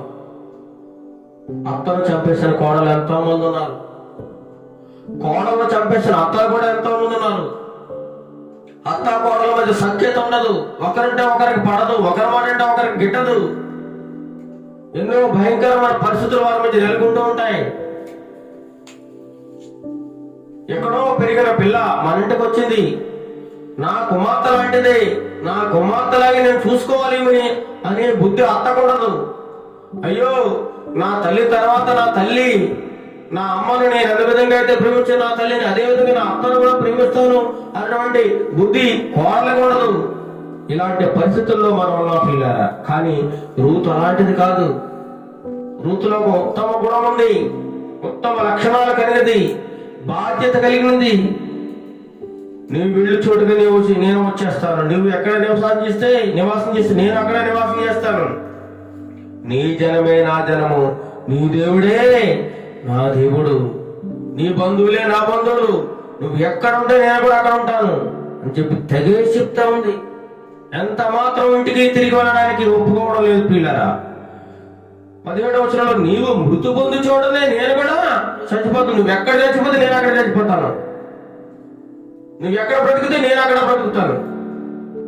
మరణము తప్ప, చూడండి, మరణము తప్ప మరి ఏదైనాను నిన్ను నన్ను ప్రత్యేకించిన యెహోవాకు ఎంతైనా కీడు చేయునుగా కారణం. ఓ అత్త, నీవు నేను విడిగా ఉండాలంటే మరణం మాత్రం మనం వేరు చేయగలరు తప్ప ఇంకెవ్వరు ఈ లోకంలో వేరు చేయలేరు. చాలా మంది అంటారు, కొన్ని మాటలు మనం వింటూ ఉంటాం, మరణం తప్ప మమ్మల్ని ఎవరు వేరు చేయలేరండి, అంత స్ట్రాంగ్ గా ఉన్నాం మేము అంటారు. ఈ లోకానుసారంగా మాట్లాడుతుంటారు. కానీ సమయానికి ఆపద వచ్చినప్పుడు ఎవరికి వారు వెళ్ళిపోతారు. ఆ మాటలన్నీ కూడా గాలి మాటలు. కానీ ఇక్కడ గాలి మాటలు మాట్లాడటం లేదు రూతు. మరణము తప్ప మనల్ని ఎవరు కూడా వేరు చేయలేరు అని చెప్పి కరాఖండిగా తన అత్తతో చెప్తా ఉంటుంది. నీ జనమే నా జనము, ఏమంటుంది? నీ జనమే నా ధనము. అన్యుల దేశంలో పుట్టి అన్య సాంప్రదాయాలు పాటిస్తూ అన్య దేవత విగ్రహాల ఆరాధనలు చేస్తున్నటువంటి రూతు నయోమికి కోడలుగా మారిన తర్వాత, నయోమి కుటుంబంలోకి వచ్చిన తర్వాత ఆమె జీవితం మారిపోయింది పిల్లారా. నయోమిలో ఒక గొప్ప ప్రేమను పొందుకుంది. అత్తగా కాకుండా ఒక తల్లిగా స్వీకరించిందామని నయోమి యొక్క మనసును అర్థం చేసుకుంది. అందుకే నయోమితో తన అత్తగారితో ఉండడానికి దృఢ నిశ్చయం, దృఢ సంకల్పంతో, ఒక గొప్ప గురుతో తీర్మానం చేసుకుని పిల్లారు. మరణం తప్ప మనల్ని ఏది వేరు చేయలేదు, నీతోనే ఉంటాను అని చెప్పి ఎంత బ్రతిమాలైనా సరే ఒప్పుకోలేదు రోజు. అలాంటి కోడలు ఎవరైనా ఉన్నారు పిల్లారా ఈ రోజు? అలాంటి ఉత్తమమైన కోడలు ఎవరైనా ఉన్నారా అంటే మనము లేరని చెప్పవచ్చు. ఎక్కడో ఉండొచ్చు కొద్దిమంది. ఈ కొంతకాలంలో అయితే భర్త చనిపోయిన వెంటనే ఒక నెల కాకముందే మరి వివాహం చేసుకుని ఇంకొకరితో వెళ్ళిపోయినాడు కూడా ఎంతో మంది ఉన్నారు, అత్తను వదిలేసి. అలా కాకుండా ఆమె మంచి యవ్వనంలో ఉంది. యవ్వన స్త్రీ వేరొక పురుషుని పెళ్లి చేసుకుని ఆనందించాల్సిన సమయం అది. అయినా సరే తన జీవితాన్ని త్యాగం చేసుకుని తన యవ్వనాన్నంతా వదులుకుని, నా అత్తకు నేను సేవకురాలుగా ఉంటాను, నా అత్త జీవితంలోకి నేను ఆమె జీవితాంతో నేను తోడుగా ఉంటానని నేను ఒక గొప్ప నిశ్చయంతో ఆమె ఉంది పిల్లారా. నాతో కూడా తనతో కూడా వచ్చేటకు ఆమెకు మనస్సు కుదిరదని నైవేద్యం తెలుసుకున్నప్పుడు ఇంకా ఆమెను ఇంకేమీ బలవంత పెట్టలేదు, ఆమెతో మాట్లాడలేదట. సరే అమ్మా, నీ ఇష్టం అమ్మా, నేను ఎంత చెప్పినా నువ్వు వినడం లేదు, నీ తల్లిదండ్రుల దగ్గరికి వెళ్ళి నువ్వు హాయిగా కొత్త జీవితాన్ని ప్రారంభించాలని చెప్పినా సరే నువ్వు వినడం లేదు కాబట్టి సరే నాతో పాటు రా అని చెప్పి వారిద్దరు ప్రయాణం ఎక్కడికి వచ్చేస్తున్నారు? బెత్లెహేం వచ్చేస్తున్నారు, సొంతూరు వచ్చేస్తున్నారు. పొరుగురు వెళ్ళారు, మోయాబు దేశం వెళ్ళారు. అక్కడికి వెళ్ళి సర్వము కోల్పోయారు పిల్లలు. భర్తను కోల్పోయింది, పిల్లలిద్దరిని కోల్పోయింది, విధవరాలుగా మిగిలిపోయింది. సంతోషంగా వెళ్ళింది, నలుగురు కుటుంబంతో ఆనందంగా వెళ్ళారు. చివరికి ఏమీ లేని రిక్తురాలుగా మోయాబు దేశానికి అత్తా కోడలిద్దరు బయలుదేరి వస్తా ఉన్నట్టుగా కొన్ని రోజులు ప్రయాణం చేసి చివరికి మోయాబు దేశం చేరారు. ఊర్లోకి రాగానే ఊరిలో అందరూ చూస్తా ఉన్నారు. ఊర్లో వాళ్ళందరూ చూస్తాను, అయ్యో ఈమె మన నయోమి కదా, ఇలా అయిపోయింది ఏంటి, భర్త ఏంటి, పిల్లలేరి ఏంటి ఈమె ఇలా ఉంది అని చెప్పి వారిలో వారు గుసగుసలాడుకుంటా ఉన్నారు. ఇక్కడి నుంచి సంతోషంగా వెళ్ళిపోయింది కదా, అయ్యో ఇలా అయిపోయింది ఏంటి ఈమె పరిస్థితి అని చెప్పి, అమ్మా ఎలా ఉన్నావమ్మా, ఏంటి నయోమి ఎలా ఉన్నావు అని తన బంధువులు తన ఊరు వారు ఆమెను గుర్తుపెట్టి అడిగినప్పుడు ఆమె మాట్లాడుతూ ఉంది. ఆమె సర్వశక్తులు నాకు చాలా దుఃఖము కలుగు చేశాను కనుక నన్ను నయోమి అనకండి, మారా అనండి. మారా అంటే చేదు, నయం అంటే మధురము. నేను ఎక్కడి నుంచి మధురముగా వెళ్ళాను కానీ ఇప్పుడు తిరిగి చేదుగా వచ్చాను, నా జీవితం చేదైపోయింది.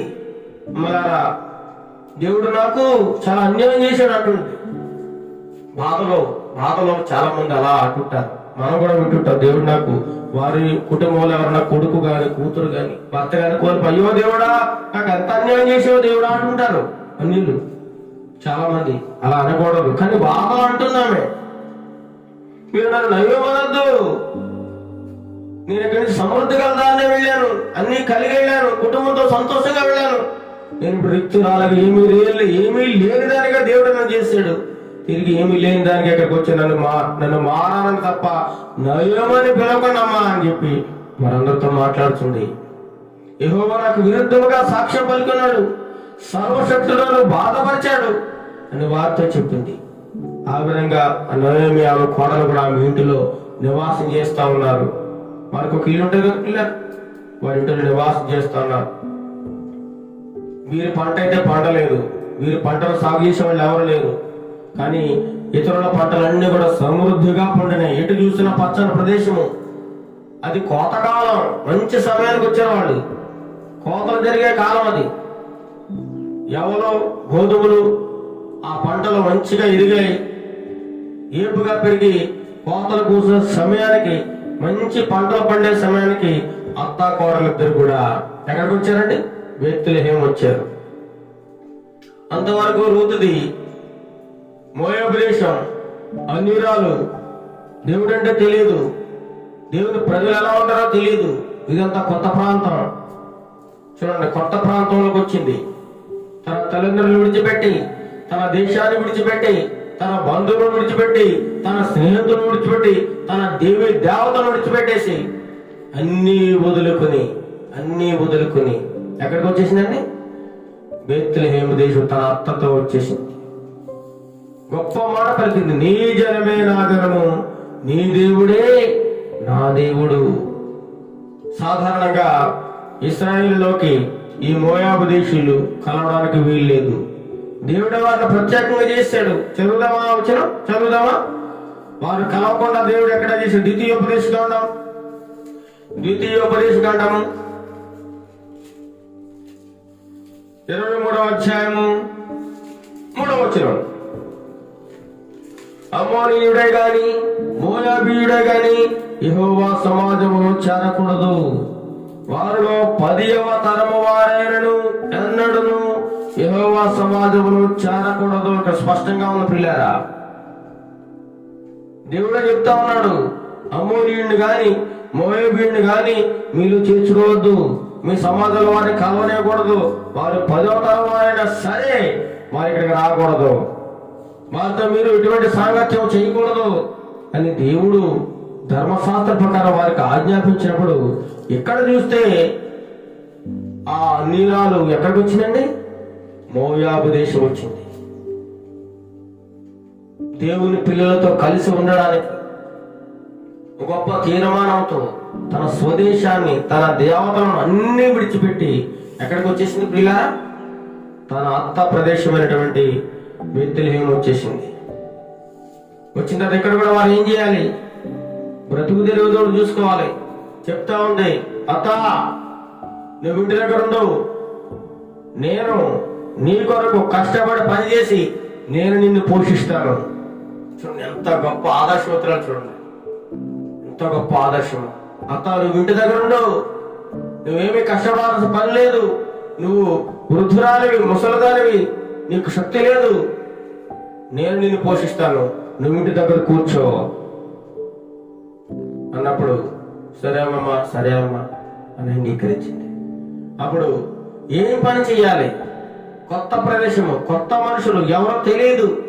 ఒకసారి ఊహించుకోండి, కొత్తగా అడుగుపెట్టే ప్రదేశంలో ఎవరో తెలియదు, ఎవరో పరిచయం లేరు, తన ఊరు కాదు, తన తల్లిదండ్రులు లేరు, తన బంధువులు లేరు, తన స్నేహితులు ఎవరు లేరు. అక్కడ నయోమి తప్ప ఇంకెవరో తెలియదు ఆమె. ఆ స్థితిలో ఉన్నప్పుడు ఆ యొక్క ప్రదేశంలో, ఆ బెత్లెహేములో విధవరాండ్రు, పేదలు, అనాథలు పొలాల్లో పరిగేరుకోవడానికి వెళ్తూ ఉండేవారు. పరిగేరుకోవడానికి ఆ వ్యవసాయదారుడు, రైతు ఆ కోత కోసిన తర్వాత పనలు కట్టేటప్పుడు ఆ పనల మధ్యలోంచి కొన్ని ఆ యొక్క రిల్లులు రాలిపోతాయి, ఆ పొలంలో పడిపోతాయి, మిగిలిపోతాయి. ఆ మిగిలిపోయిందన్న రైతు ఏరుకోకూడదు పిల్లారా, ఆ పొలం గలవాడు ఏరుకోకూడదు. దాన్ని ఎవరికి విడిచిపెట్టాలి? పరదేశులకు, విధవరాలకు, భేదవారికి, దిక్కులే వారికి వదిలేయాలి. ఆ పరగ ఏరుకుని వారు తమ పొట్ట పోషించుకోవాలి. దాని నిమిత్తం అది దేవుని యొక్క ధర్మశాస్త్ర ప్రకారం విడిచిపెట్టాలి కాబట్టి దానిని ఎవరు ఏరుకోరు. రైతు కూడా ఏరుకోడు. నా చిన్నతనంలో కూడా పరిగె ఏరుకునేవారు. పరిగె ఏరుకోవడం తెచ్చుకొని ఆ యొక్క ఒడ్లు దంచి వాళ్ళని మిల్లులో పట్టించి బియ్యం చేసుకుని ఆహారం వండుకొని తిన్న రోజులు కూడా ఉన్నాయి. పిల్ల పరిగె ఏరుకోవడం, పరిగె ఏరుకుంటే వరి పనులు ఉంటాయి కదా, వరి కోసిన తర్వాత అవి ఎత్తేటప్పుడు అక్కడక్కడ రాలిపోయినవన్నీ కూడా ఈ యొక్క పేదలు వెళ్ళి వాటిని ఏరుకుని తెచ్చి వారిని కర్రతో కొట్టి దొరగొట్టి ఆ ఒట్లు అమ్ముకొని జీవనం చేసేవారు, లేదా వారిని బియ్యంగా మార్చుకుని దాంతో జీవితాన్ని గడిపిన వారు ఎంతో మంది ఉన్నారు. ఎంతో మంది.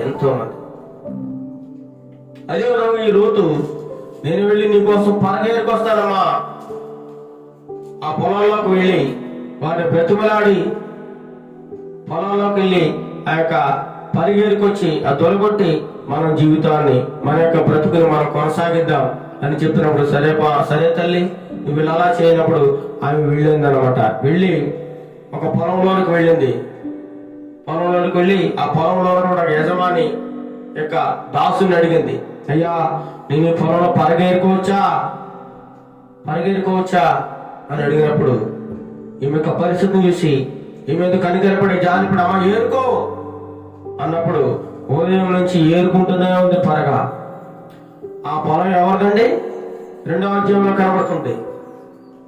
నయోమి పిరమిడ్కి బంధువుడు అప్పుడు ఉండేను బెత్లెహేంలో. అతడు చాలా ఆస్తిపరుడు. అతడు ఎలీమెలెకు వంశపువాడు. నయోమి యొక్క భర్తకి చాలా బంధువు, అతను చాలా ఆస్తిపరుడు. అతని పేరు ఏం పేరు? బోయజు. ఏం పేరు? బోయజు అనగా బలవంతుడు, విడిపించేవాడు, వేగిరంగా పోయేవాడు. వేగిరపోవుట. ఆయన పొలంలోకి వెళ్ళింది అనమాట. ఎక్కడికి వెళ్ళింది? నయోమి యొక్క బంధువు అతను. ఎలీమెలెకుకి బంధువు అనమాట. చాలా ఆస్తి గలవాడు. అతని పొలంలోకి వెళ్ళి ఏరుకుంటా ఉంది. అతని పొలం అని ఏమికి తెలియదు. ఈ రూతు వారి యొక్క పొలంలోకి వెళ్ళి వారి యొక్క పర్మిషన్ తీసుకుని అక్కడ పరిగెరుకుంటా ఉంది. పరిగెరుకున్న సమయంలో ఆ యొక్క ఐగుప్తు ప్రాంతం నుండి ఆ యొక్క బోయజు వచ్చాడు. బోయజు వచ్చి ఆ యొక్క పొలంలో చివర బాగా ఒంటరిగా పరిగెరుకుంటా ఉంది. పనులందరూ పనుల కడుతూ ఉన్నారు. పనిగత్తులందరూ పని చేస్తా ఉన్నారు. దాసులందరూ, యజమానులందరూ పని చెప్తా ఉన్నారు. ఈ విధంగా జరుగుతున్న క్రమంలో ఆ బోయజు వచ్చి ఆ చివరగా పరిగెరుకుంటున్న రూతును చూశాడు. రూతును చూసి ఆ పనివాడిని ఎలా పిలిచి, ఈ చిన్నది ఎవరిది? ఈ చిన్నది ఎవరు అక్కడ ఒక అమ్మాయి పరిగెరుకుంటుంది, ఎవరామె అన్నప్పుడు ఆల్రెడీ ఆమె గురించి ఆ ఊర్లో అందరూ చెప్పుకుంటా ఉన్నారు. ఆమె గొప్ప ఉత్తమరాలు. అత్త కోసం తన జీవితాన్ని త్యాగం చేసి తన భర్త పోయినప్పటికీ కూడా అత్తను విడిచిపెట్టకుండా అత్త యొక్క బాగోగులు చూసుకుంటూ తన దేశాన్ని విడిచి, తన బంధువులను విడిచి, తన తల్లిదండ్రులను విడిచిపెట్టేసి సమస్తాన్ని వదులుకొని మన దేశం వచ్చిందని చెప్పి ఊర్లో వాళ్ళందరూ కూడా ఆమె ప్రశంసిస్తూ ఉన్నారు, గొప్పగా పొగుడుతూ ఉన్నారు. ఆమె మంచితనాన్ని అందరూ గుర్తిస్తూ ఉన్నారు. ఆమె అత్తకు చేసే పరిచర్య అంతా చూస్తూ ఉన్నారు. ఆమె ఒక గొప్ప ఉత్తమరాలుగా ఆ ఊర్లో అందరికీ తెలిసిపోయింది. పిల్లారా, అప్పుడు చెప్తా ఉన్నాడు ఆ పనుడు, అయ్యా బోయజు గారు, ఈమె మోయాబు దేశంలో నయోమితో కూడా తిరిగి వచ్చిన మోయాబీరాలు. ఈమె ఈ యవనస్తులలో మోయాబీరాలు. ఆమె నన్ను అడిగింది, అయ్యా మీ పనుల మధ్య నేను పరిగెరుకోవడానికి నాకు పర్మిషన్ ఇవ్వండి ఆయన అడిగినప్పుడు నేనే ఏరుకోమని చెప్పాను. ఉదయం నుంచి మొదలుకొని ఇప్పటి వరకు ఏరుతూనే ఉంది. కొంతసేపు మాత్రం అలా కూర్చుంది తప్ప ఆమె ఏరుతూనే ఉంది. రూతులో గొప్ప లక్షణం చూడగల పిల్లలు ఏంటది? కష్టపడే మనస్తత్వం, కష్టపడి పనిచేసే మనస్తత్వం కలిగింది రూతు. ఏమాత్రం సోమరిపోతు కాదు. చాలా మంది ఇళ్లలో చూస్తూ ఉంటాం, ఇల్లు సరిగా ఊడ్చుకోలేరు. ఎక్కడ ఉన్న వస్తువులు అక్కడే చిందరవందరగా ఉంటాయి. శుభ్రత ఉండదు, పరిశుభ్రత ఉండదు.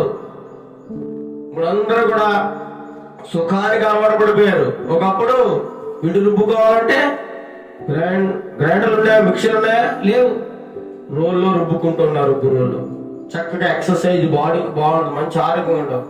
బట్టలు ఉతకాలంటే చక్కగా రాతి మీద వేసి బట్టలు ఉతుక్కుంటూ ఉండేవారు.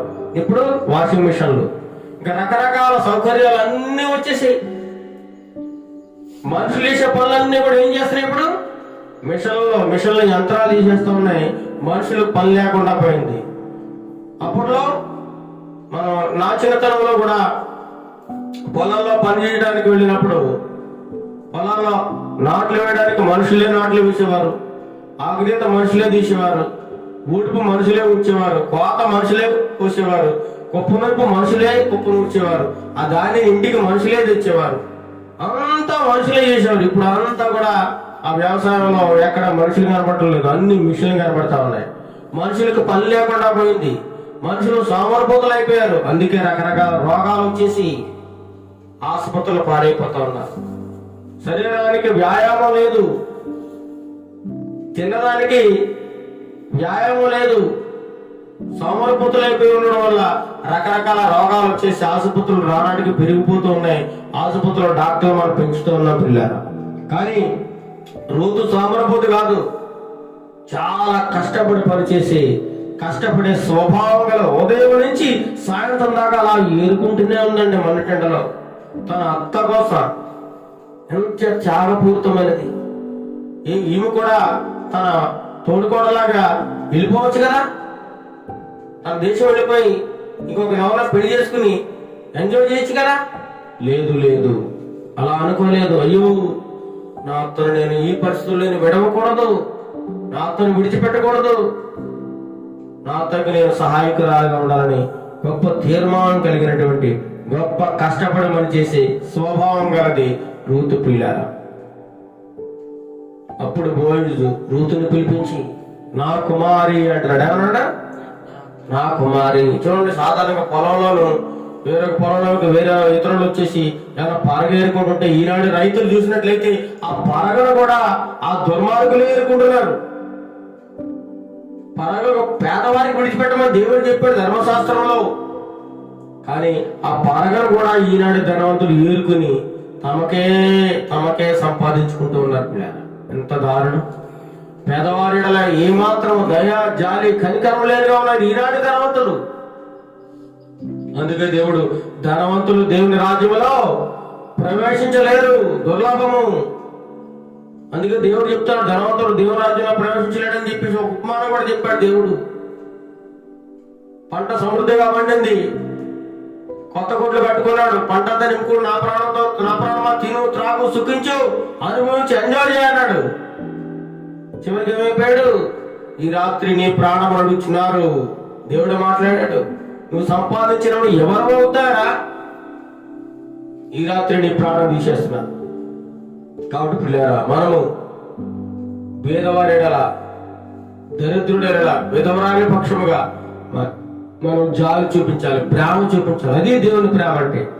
ఇక్కడ రూతు గొప్ప ఆస్తుపరుడైనప్పటికీ, గొప్ప ధనవంతుడైనప్పటికీ అతను ఏమాత్రము గర్వము గాని అహంకారం గాని ఏమాత్రం లేదు పిల్లారా. మనం చూసినట్లయితే చూడండి, 4వ వచనం 2వ అధ్యాయం 4వ వచనం చూసి బోయజు బెత్లెహేమునకు వచ్చి యెహోవా మీకు తోడైయుండునుగా గాని చేను కోసేవారితో చెప్పగా. చూడండి, చేను కోసేవారిని కూడా తన మనుషులుగా, వారేదో నా పనులు, వారి మీద నేను పెత్తనం చెలాయించాలి, వారు నా దాసులు అని అలా చూడలేదు. తనతో సమానంగా చూసుకుంటున్నాడు. వారు నాలాంటి మనుషులే, వారు నా ప్రజలే అని చెప్పి యెహోవా మీకు తోడైయుండునుగా అంటున్నాడు. చూడండి ఎంత గొప్ప మనసు. వారేమంటున్నారు? యెహోవా నిన్ను ఆశీర్వదించుగా అన్నాడు. పనులేమో బోయజుని దీవిస్తా ఉన్నారు, బోయజేమో పనులకి దేవుడు మీకు తోడైయుండునుగా అంటాడు. పనులు ఎంత గొప్ప ఉత్తమమైన వాడు బోయజు కూడా. ఎంత గొప్ప మనసు. ధనవంతుడైనప్పటికీ కూడా రూతుని పిలిచి, పరిగెరుకున్న దాన్ని పిలిచి, కుమారి నా మాట విను, వేరొక పొలంలో నువ్వు ఏరుకోవద్దు, ఈ పొలాన్ని విడిచి నువ్వు ఎక్కడికి వెళ్ళొద్దు, ఇక్కడే ఉండు, నా పనిగతులతో పని చేసుకో, నిలకడగా ఉండు, వారు చేను ఎలా కోస్తున్నారో కనిపెట్టి వారి వెనకాల వారు వెంబడించు. నువ్వు పరిగెరుకో. నీ గురించి నేను అంతా విన్నాను, నీ గురించి అక్కడ తన కోసం అంతా విన్నాడు, తెలుసుకున్నాడు పిల్ల. అంతకుముందు తన సేవకుల ద్వారా ఈమె ఎవరు, ఎక్కడికి వెళ్ళి వచ్చింది, ఈమె ఇటువంటిది అని చెప్పి యవన కాలంలో ఉంది పిల్ల. యవన కాలంలో తన యవనాన్ని కాపాడుకుంటూ ఉంది రూతు. ఇంకో గొప్ప మాట సెలవిచ్చాడు వారికి. తన పనిచేసే యవనస్తులందరినీ పిలిచి, ఓ పిల్లలారా, ఓ అబ్బాయి, ఎవరు కూడా ఆవిడని ముట్టుకోకూడదు, ఆమెను ఏమీ అనకూడదు, అల్లరి చిల్లర చేయకూడదు, వెంకలి చేష్టలు చేయకూడదు, ఆమెను చూసి నవ్వకూడదు, ఆమెను చూసి సైకిల్ చేయకూడదు, జాగ్రత్తగా ఉండదు సుమా. ఆమె ఎడల మీరు తప్పుగా ప్రవర్తించొద్దు అని చెప్పి వాళ్ళందరికీ వార్నింగ్ ఇచ్చాడు. పని వాళ్ళకి అందరికి కూడా, అమ్మా నీకు దాహం అయితే ఆ కొండ దగ్గరికి పోయి నీళ్లు తాగు. ఎంతగానో ఆమె ఆదరించినట్లుగా కనబడుతుంది. ఎంత ఆదరణ, ఎంత ప్రేమ ఒక ధనవంతుడికి, ఎంత ప్రేమ చూడండి పేదవారంటే. అందుకు ఆమె సాగిలపడి తల వంచుకొని, ఏమి తెలిసి పరదేశీన నాయందు లక్ష్యం ఉంచినట్లు నీకు కటాక్షము కలిగినో చెప్పు. అయ్యా అయ్యా, ఏం తెలిసి నన్ను ఏమనుకుని నా గురించి మీకు ఏం తెలుసు అయ్యా, నా మీద ఎంత ప్రేమ చూపించి, నా మీద ఎంత దయ చూపించారు మీరు అని అడిగినప్పుడు భోజ అంటాడు, నీ పెనిమిటి మరణమైన తరువాత నీవు నీ అత్తకు చేసేదంతయో నాకు తెలుసు. నీ భర్త చనిపోయిన తర్వాత దేశంలో నువ్వు నీ అత్తకి ఎటువంటి సేవ చేసావో, నీ అత్తను నువ్వు ఎంతగా ప్రేమించావో, నీ అత్తకి ఎంత తోడుగా ఉన్నావో, నీ అత్తని ఎంత బాగా చూసుకున్నావో, కన్నా తల్లి కంటే ఎక్కువగా నువ్వు చూసుకున్నావమ్మా, అదంతా నాకు తెలిసింది. కాబట్టి నువ్వు నీ తల్లిదండ్రులు విడిచిపెట్టి, నీ జన్మభూమిని విడిచిపెట్టి, ఇంతకు ముందు ఎరగని నువ్వు ఎరగని జనుల దగ్గరికి వచ్చి, మా దగ్గరికి వచ్చి మా దేశపు స్త్రీని నయోమిని నువ్వు ఎంతగా ఆదరిస్తున్నావు అంటే నువ్వు ఎంత ధన్యురాలమ్మా. దేవుడు నీకు తోడుగా ఉండను గాక, దేవుడు నువ్వు చేసిన ప్రతి దానికి ప్రతిఫలమించను గాక, దేవుడు నిన్ను ఆశీర్వదించును గాక అని చెప్పి ఆమెను దీవించాడు ప్రియులారా. అందుకే ఆమె ఏముంటుంది, అయ్యా నీ పనికత్తులో ఒక దాన్ని కాకపోయినా సరే నీ దాసురాలకి నా యందు ప్రేమ కలిగి మాట్లాడావు కనుక నా ఎడల నీ కటాక్షం కలగనమని ఆయన్ని వేడుకుంది. భోజన కాలంలో భోజన సమయం అవుతుందమ్మా, నువ్వు ఇక్కడికి వచ్చి మా దగ్గరికి వచ్చి భోజనం చేయి, చిరకలని ఒక ముంచుకొని తిను, కోసేవారి దగ్గర కూర్చో, నిన్నెవ్వరేమన్నారు, ధైర్యంగా ఉండు, ఎటువంటి భయం వద్దు, నిన్నెవ్వరమ్మంటారు అని చెప్పి ప్రాణాలు ఇచ్చారంట. ఆమె తిని కొన్ని తన అత్త కూడా మిగిల్చిందంట. ఆమె ఏరుకున్నట్టుకు లేచింది. మళ్ళీ ఆ పళ్ళ మధ్య ఏరుకునేటప్పుడు ఆమెను అవమానపరచకండి, జాగ్రత్తగా ఉండండి. ఆ విషయంలో ఆమె గురించి పిడికుళ్ళు, ఆ పనులు ఎత్తేటప్పుడు కొన్ని పిడికుళ్ళు ఆమె కోసం విడిచిపెట్టండి, పనుల మధ్యని ఆమె ఏరుకుంటది అని చెప్పి తన యొక్క దాసులకు ఆజ్ఞాపించాడు. కాబట్టి సాయంత్రం వరకు కూడా ఆమె పరిగేరుకుని ఏరుకుంటాన్ని తొలగొట్టుకుని ఆ యొక్క గింజలన్నీ కూడా ఒక సంచులు వేసుకుని ఇంటికి తీసుకొచ్చిందంట. ఇంటికి తీసుకొచ్చి తన అత్తతో మొత్తం జరిగిందంతా చెప్పింది. అత్త, నేను ఒక పొలంలోకి వెళ్ళాను, ఆ పొలము బోయజు గారిదంట, అతను చాలా మంచివాడు, చాలా ఆస్తిపరుడైనప్పుడు కూడా నా ఎంతో ప్రేమ చూపించి దయ చూపించి నన్ను ఎంతగానో ఆదరించాడు, నాకు భోజనం పెట్టాడు, నా పొలములను నువ్వు వేరుకోమను, నువ్వు ఎక్కడికి వెళ్ళొద్దు, నేను ఎవ్వరు ఏమనరు అని చెప్పి నాకు ఎంతగానో ధైర్యం చెప్పాడు. అత్త, ఆయన పేరు బోయజ్ అంట అని చెప్పినప్పుడు నయోమికి అంతా అర్థమైంది. అర్థమయ్యి నయోమంటుంది, బ్రతికిన వారికి చచ్చిన వారికి ఉపకారం చేయటం మానని ఇతడు యెహోవా చేత ఆశీర్వదింపబడును గాకని తన కోడలతో చెబుతుంది. బ్రతికి ఉన్న వారికి చచ్చిన వారికి ఉపకారం చేస్తాడు. బ్రతుకున్న వారికి ఉపకారం చేస్తాడు, చచ్చిన వారికి కూడా ఉపకారం చేయడం మాండతను. చాలా మంచివాడు, ఉత్తముడు అని చెప్పి తన కోడలతో చెప్తుంది. మోయాబీరాయల రూతు అంతేకాదు, అతను నన్ను చూసి తనకు కలిగిన పంట కోత అంతే ముగించే వరకు తన దగ్గర ఉండమని, ఇంక వేరే పొలంలోకి వెళ్ళొద్దని నాతో చెప్పాడమ్మా, నన్ను ఎంతగానో ఆదరించాడమ్మా అని చెప్పి తన అత్తతో చెప్పి తన సంతోషంతో ఎంతో ఆనందంతో చెప్తోంది. పిల్లారా, అప్పుడు నయోమి తన కోడలు రూతు, నా కుమారి అతని పనికత్తెలతో కూడానే బయలుదేరుచు వేరొక చీరలోని వారికి నీవు కనబడకపోవడం చాలా మంచిదైందమ్మా. నువ్వు వేరే యొక్క చీరలోకి వెళ్ళినట్లయితే దుర్మార్గులు, దుష్టులు ఎవరైనా నేను ఏమైనా చేదురేమో. కాబట్టి నువ్వు వేరే పొలంలో కనబడకుండా ఇక్కడే ఉండడం నువ్వు చాలా మంచిదైంది. కాబట్టి ఎవల కోత, గోధుమల కోత ముగిసే వరకు అక్కడదే ఊరుకో, అక్కడ దగ్గర నిలకడగా ఉండు అని చెప్పి తన అత్త ఆమెకు చెప్పింది. మనకు దేవుడు అంతా మేలే చేస్తాడమ్మా అని తన యొక్క కోడలతో చెప్తుంది. 3వ అధ్యాయంలోకి మనకు వచ్చినట్లయితే ఇంకా అత్త తన యొక్క కోడలు రూతు కోసం ఆలోచిస్తూ ఉంది. ఆమె సంతోషం కోసం, అయ్యో బోయజు దగ్గరికి వెళ్ళావా, బోయజు మనకు చాలా బంధువు అమ్మ, చాలా మనకు కావలసిన వాడు. కాబట్టి నేను నీకు ఏదైతే చెప్తానో దాని ప్రకారంగా నువ్వు చెయ్యి. ఏం చేస్తావంటే ఈ రాత్రి నువ్వు బోయజు యొక్క పొలంలోనికి వెళ్ళి, అతను మనకు బంధువు, వాళ్ళు విడిపించేవాడు అతనే, మనకు బాగా కావలసిన వాడు.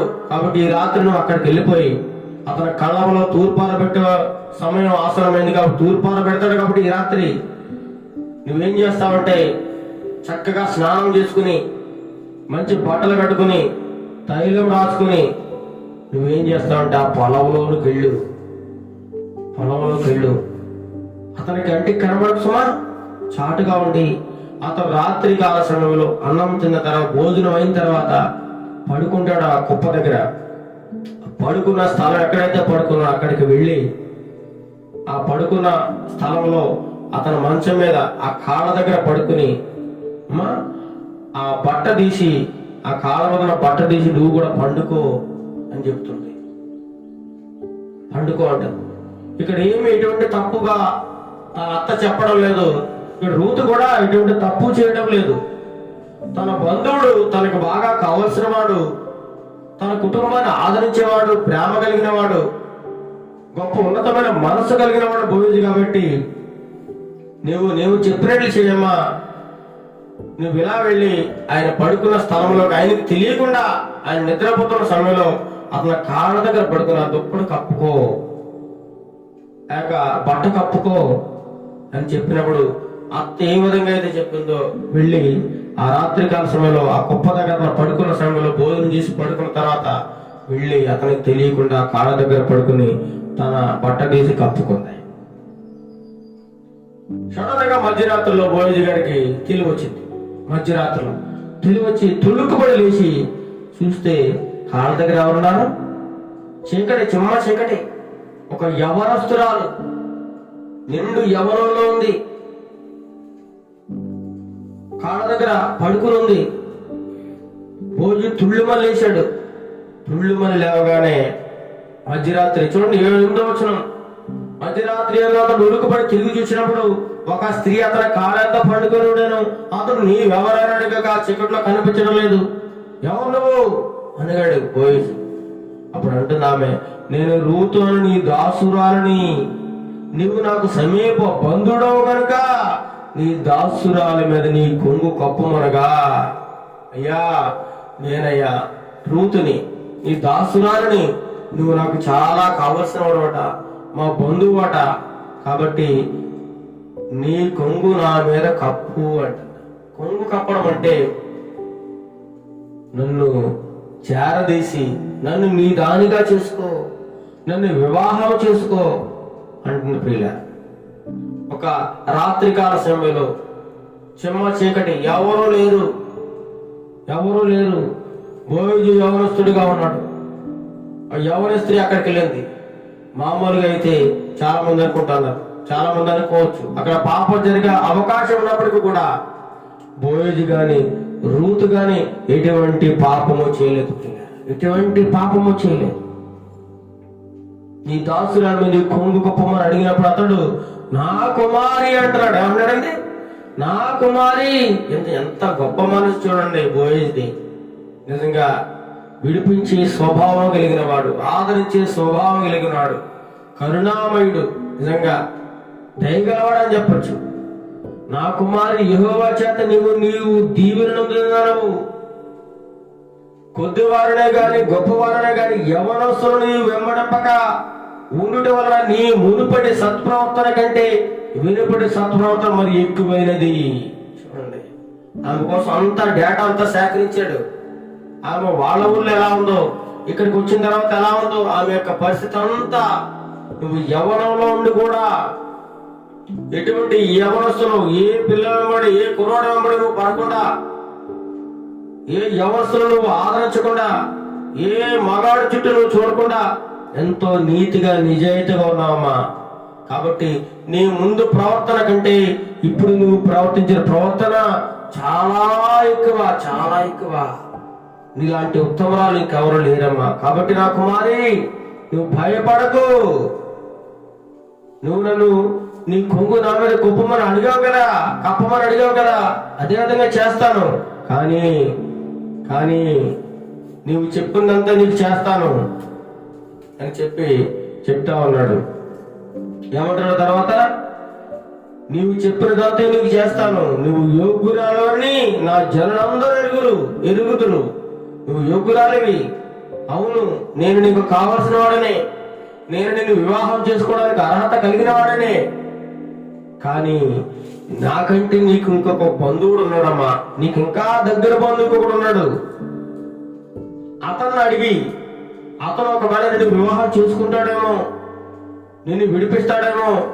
నాకంటే నీకు దగ్గర బంధువు కూడా ఉన్నాడు. అతన్ని అడిగి ఒకవేళ అతను నిన్ను వివాహం చేసుకోవాలంటే తప్పకుండా నేను నిన్ను వివాహం చేసుకుంటాను, నేను నిన్ను విడిపిస్తాను, నేను నీకు అన్ని విషయాలు నీకు తోడు నేరగా నేను కాపాడుతానని చెప్పి గొప్ప ఆదరణ, గొప్ప భరోసా ఇచ్చాడు పిల్లరా బోయజు.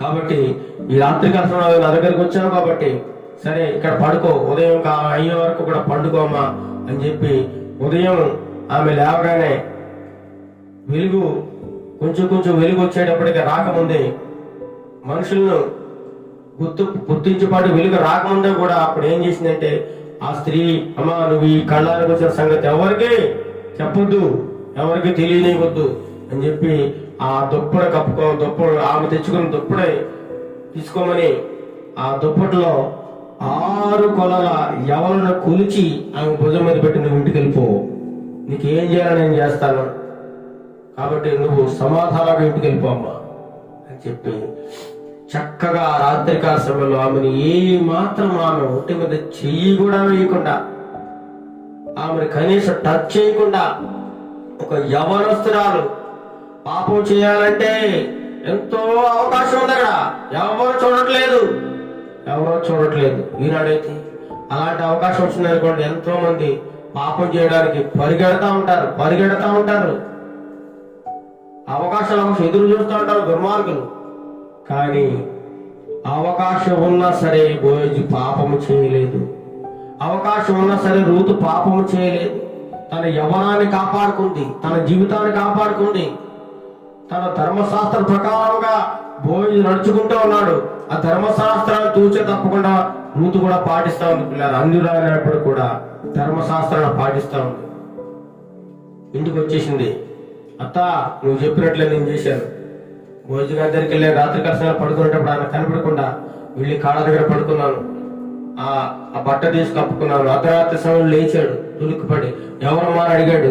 ఎవరంటే నేను రూతుని నీ దాసురాలని చెప్పినప్పుడు, నువ్వు నాకు బంధువు కదా, నీ కొంగు నా మీద కప్పమని అడిగినప్పుడు, సరే అమ్మా నీవు అడిగినట్లే నేను చేస్తాను, నా కుమారి అని పిలిచాడు.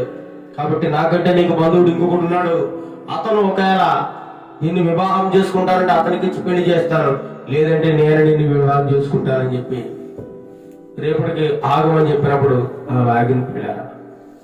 అయితే ఇదంతా కూడా తన అత్తకి చెప్పింది చక్కగా. సరే అమ్మా నీ గురించి అంతా అతను తెలుసుకున్నాడు కాబట్టి నీ గురించి అతను తప్పకుండా పట్టించుకుంటాడు, ఏదో ఒకటి ఈరోజు తీరుస్తాడు చూడు అని చెప్పి బోయజు గురించి చెప్పింది. 4వ అధ్యాయం చూసినట్లయితే బోయజు తెల్లవారిన ఉదయం తర్వాత పురద్వారం దగ్గర అక్కడ అందరూ పెద్దలందరూ కూర్చుంటారు. అక్కడ ఒక మార్కెట్ లా ఉంటది, అందరూ కలిసి వస్తూ పోతూ ఉంటారు. ఆ సమయంలో బోయజు చెప్పిన బంధువుడు ఉన్నాడు కదా, ఎలిములికి బాగా కావాల్సిన బంధువుడు ఒకడు ఆ దారిని పోతుంటే అతను పిలిచి, బాబు రే ఇట్రా అని చెప్పి పిలిచి అతన్ని కూర్చోమని ఆ ఊర్లో 10 మందిని పెద్దలు కూడా కూర్చోబెట్టి ఆ పెద్దల మధ్యలో మాట్లాడుతా ఉన్నాడు మోయేజు. బాబు, మోయాబు దేశం నుంచి వచ్చింది కదా ఒక స్త్రీ, నయోమి కోడలు, ఎలీమెలెకు మనకు బాగా కావలసిన వాడు కదా, ఆమె భూభాగా నమ్మేస్తుంది. కాబట్టి నువ్వు ఆమెను వివాహం చేసుకుని ఆమెను విడిపించగలవా? ఆ కుటుంబానికి నువ్వు తోడుగా ఉండగలవా? కాబట్టి నాకంటే నువ్వు బంధువుడు కదా, ఒకవేళ నువ్వు చేయనంటే నేను చేస్తా పని అని చెప్పినప్పుడు సరే అన్నాడు. మొదట సరే అన్నాడు. తర్వాత మళ్ళీ ఏమన్నాడు ఆ బంధువుడు? నేను దాన్ని విడిపించుకోలేను, నా స్వాస్థ్యం నేను పోగొట్టుకోలేను, దాన్ని విడిపించలేను, నువ్వే నాకు ప్రతిగా బంధువుని ధర్మం జరిపించుకోమని అతను చెప్పేశాడు. మొదట ఒప్పుకున్నాడు, కానీ ఇంకా నాకెందుకు వచ్చింది, నేను చేసుకోను, నువ్వే చేసుకో అని చెప్పేసి చివరికి బోయజుగా అప్పగించేశాడు. అప్పుడు ఇశ్రాయేలులో బంధు ధర్మమును గూర్చి కానీ క్రయ విక్రయములను గూర్చి కానీ ప్రతి సంగతి స్థిరపరచడం పూర్వకాలం జరిగిన మర్యాద ఏంటంటే తన చెప్పు తీసి పొరుగాడు కావాలట. అది ప్రమాణంతో సమానం. ఆ ప్రమాణంగా అతను ఏం చేశాడు, ఆ బంధువుడు తన చెప్పు తీసి బోయేజుకి ఇచ్చాడు. ప్రమాణ పూర్తిగా నువ్వే ఆమెను వివాహం చేసుకో అన్నప్పుడు బోయేజు ఆ ఊరి యొక్క పెద్దలందరూ సంప్రదించి ఎలీమెలెకు కలిగిన యావత్తును మరియు మహలోను కిలియోను కలిగిన యావత్తును, నయోము చేతులను సంపాదించి యావత్తును దాన్ని నేను సంపాదించుకుంటున్నాను, ఈరోజు ఆమెను వివాహం చేసుకోబోతున్నాను, దానికి మీరందరూ సాక్షులు అని చెప్పి ఆ ఊరి పెద్దలందరితో వారి యొక్క సమక్షంలో అందరిని ఒప్పించి రూతును వివాహం చేసుకోవడానికి బోయేజు సిద్ధమయ్యాడు. పిల్లలు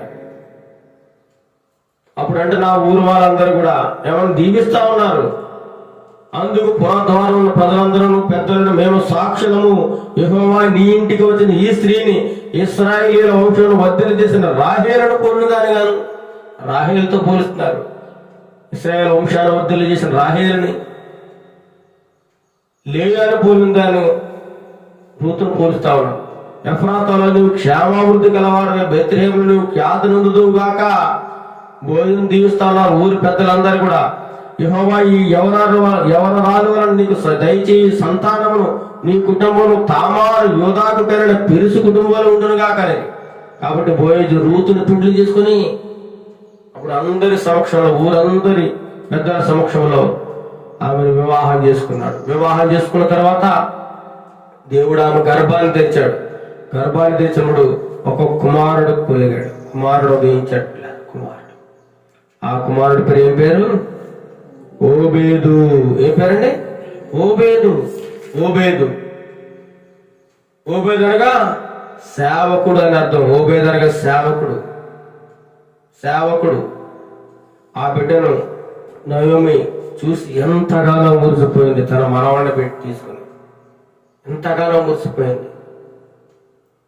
రూతును దేవుడు బహుగా ఆశీర్వదించాడు. పిల్లల బోయేజుని దేవుడు దీవించాడు.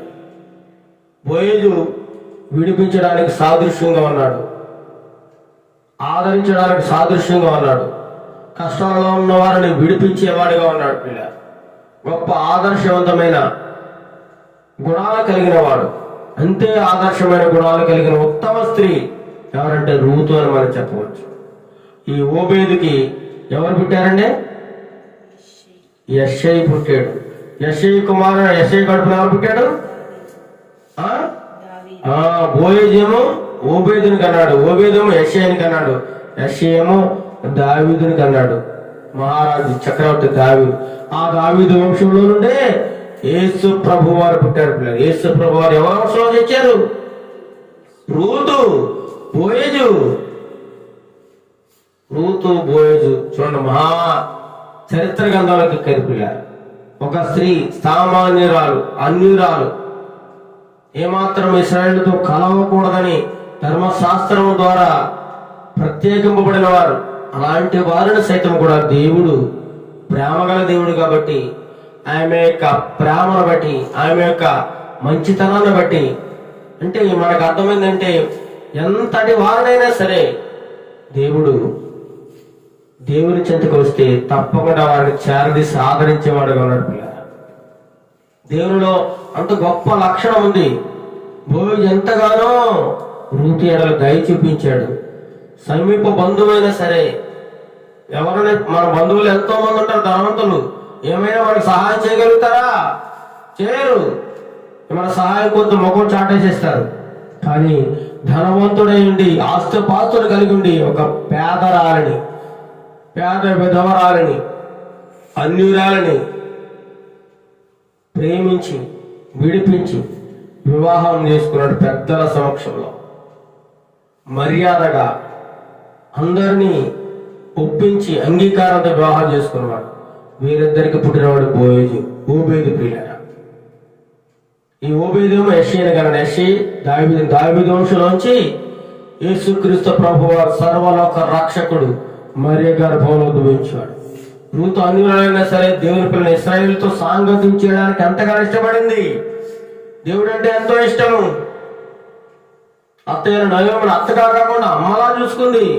ఉత్తమరాలైన కోడలుగా చరిత్రలోకి ఎక్కింది ప్రియులారా. ఒంటరితనంలో అత్తను విడిచిపెట్టకుండా ఆమెను అన్ని విధాలుగా తోడుండి సంరక్షించి కాపాడి ఉత్తమరాలైన కోడలుగా చరిత్రలోకి ఎక్కింది. దైవ గ్రంథంలో చోటు సంపాదించుకుంది. అన్యురాలైన రూతు దేవుని, యెహోవా దేవుని తన దేవునిగా అంగీకరించింది. అందుచేత ఒక గొప్ప మాట వాడింది, నీ జనమే నా జనము, నీ దేవుడే నా దేవుడు. కాబట్టి ప్రియులారా, ఇలాంటి స్త్రీలు ఇప్పుడు ఉన్నారా అంటే అక్కడక్కడ మనం చూడగలం ప్రియులారా. కాబట్టి ప్రతి ఒక్క కోడలు ఒక రూతులా ఉండాలి. తన అత్తను అత్తగా కాకుండా తల్లిగా, తన తల్లి కంటే ఎక్కువగా చూసుకోవాలి. అదేవిధంగా అత్త నయోమి కూడా తన సొంత కుమార్తెలా చూసుకుని పిల్లలు ఎప్పుడు కూడా కోడలు అనుకోలేదు. నా కుమార్తె, నా కుమారి. బోయజు కూడా ఆమె ఎడల ఎప్పుడు కూడా ఏ విషయంలో కూడా తప్పుడుగా ప్రవర్తించలేదు. పాపం చేసే అవకాశం ఉన్నప్పటికీ కూడా రాత్రికాల సమయంలో ఎవరు చూడని ప్రదేశము, ఎవరు లేని ప్రదేశము, ఒంటరి చిమ్మ చీకటి, అవకాశం ఉన్నప్పుడు కూడా ఎటువంటి పాపము వారి మధ్య జరగలేదు పిల్లరా, జరగలేదు. ధర్మశాస్త్ర ప్రకారం నువ్వు నాకు బంధువు కాబట్టి నన్ను వివాహం చేసుకొని ఆ రాత్రి కాల సమయంలో రూతువులు అడిగినప్పుడు తను అంగీకరించాడు పిల్లలు, అంగీకరించాడు. ఏమాత్రము తొందరపడలేదు, ఏమాత్రము కంగారు లేదు. అన్ని రకాలుగా ఆలోచించి తగిన న్యాయం చేశాడు, విడిపించాడు. యేసుక్రీస్తుకు సాదృశ్యంగా ఉన్నాడు పిల్లలు. కాబట్టి ఇటువంటి కోడలు కలిగిన లక్షణాలు ప్రతి స్త్రీ కలిగి, ప్రతి యవనస్తురాలు కలిగి తన యవనాన్ని కాపాడుకుంటూ వివాహం చేసిన తర్వాత, ఒక కొత్త జీవితాన్ని ప్రారంభించిన తర్వాత, అత్తగారింట్లో అడుగు పెట్టిన తర్వాత అత్తను ప్రేమించాలి, గౌరవించాలి. అత్తను తన తల్లి కంటే ఎక్కువగా చూసుకోవాలి. అలా చూసుకున్నప్పుడు ఆ ఊరిలో మంచి పేరు వస్తుంది, ఆ కుటుంబంలో మంచి పేరు వస్తుంది. దేవుని యొక్క దేవుడు ఆ కుటుంబం మెండుగా ఉంటాయి. రూతు తన కుటుంబాన్ని ఎంతగానో చక్కబెట్టుకుని పిల్లల కుటుంబాన్ని, ఇల్లుని అంతగా చక్కగా సర్దుకుంటది. ఈనాడు స్త్రీలు కూడా చూసినట్లయితే కిచెన్ లో ఉండాల్సినేమో బెడ్రూమ్ లో ఉంటాయి, బెడ్రూమ్ లో ఉండాల్సిన కిచెన్ లో ఉంటాయి. అంత అస్తవ్యస్తంగా ఎక్కడ ఉండాల్సింది అక్కడ ఉండదు. బట్టలు ఉండాల్సిన ప్లేస్లు గిన్నెలు ఉంటాయి, గిన్నెలు ఉండాల్సిన ప్లేస్లు బట్టలు ఉంటాయి. కాబట్టి ఎలా కాకుండా స్త్రీ ఏం చేయాలంటే ఒక క్రమ పద్ధతిలో రూతు వలె నిజాయితీ కలిగి ఏ యవనస్తుల వైపు కన్నెత్త చూడకుండా తన యవనాన్ని కాపాడుకుందండి. అంత గొప్ప ఉత్తమరాలు. వివాహం జరిగే వరకు కూడా బోయజుని వెంబడించింది. బోయజు వివాహం చేసుకునేంత వరకు కూడా ఆమె ఏ పురుషుని కూడా ఆమె ఏ పురుషుని వంక చూడాలట. అంత గొప్ప ఉత్తమరాలు రూతు. కాబట్టి రూతు లాంటి స్త్రీలు మనలో లేవాలి, రూతు లాంటి ఉత్తమరాలు మనలో లేవాలి. కాబట్టి అటువంటి లక్షణములు కలిగి మన బిడ్డలను, మన పిల్లలను పెంచాలని దేవుడి ఉదయకాల సమయంలో తన వాక్యం ద్వారా మనందరికీ తెలియజేస్తూ ఉన్నాడు. పిల్లలు చూడండి, ఎవరికి లేని భాగ్యము దైవ గ్రంథంలో రూతు దక్కించుకుంది. కాబట్టి గొప్ప ఉత్తమరాలైంది. అన్ని రాలేనప్పుడు కూడా దేవునితో సహవాసం చేసింది, దేవుని ప్రజలతో ఉండడానికి ఆమె ఇష్టపడింది. కాబట్టి దేవుడు ఆమెను బహుగా దీవించాడు. ఆమె వంశం నుంచి, ఆమె గర్భం నుంచి గొప్ప గొప్ప ప్రవక్తలు పుట్టారు, గొప్ప గొప్ప రాజులు వచ్చారు. యేసు ప్రభువారే స్వయాన దావీదు వంశంలో జన్మించారు. అంత గొప్ప ఉత్తమరాలుగా ఆమె ప్రసిద్ధికి ఎక్కింది. కాబట్టి దేవుడు ఈ వాక్యమును దీవించి ఆశీర్వదించును గాక. ప్రార్థన చేసుకుందాం. మహాగణుడు మహోన్నతుడైన మా ప్రియ పరలోకపు తండ్రి, ఇక వందనాలు స్తోత్రాలు చెల్లిస్తున్నాం ప్రభా.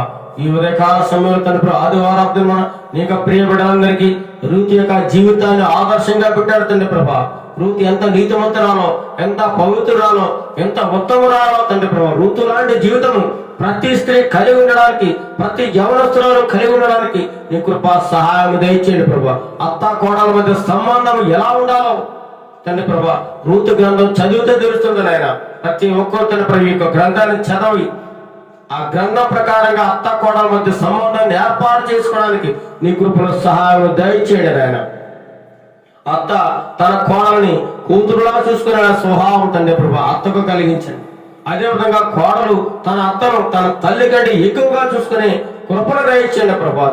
ఈనాడు అనేక కుటుంబాల్లో చూసినట్లయితే అత్త కోడల మీద అశాంతి తండ్రి ప్రభా, తండ్రి ఎన్నో గొడవలు, రకరకాల భయంకరమైన శోధనలు, దెబ్బలాటలు, కోర్టు కేసుల వరకు వెళ్ళిపోతుంది.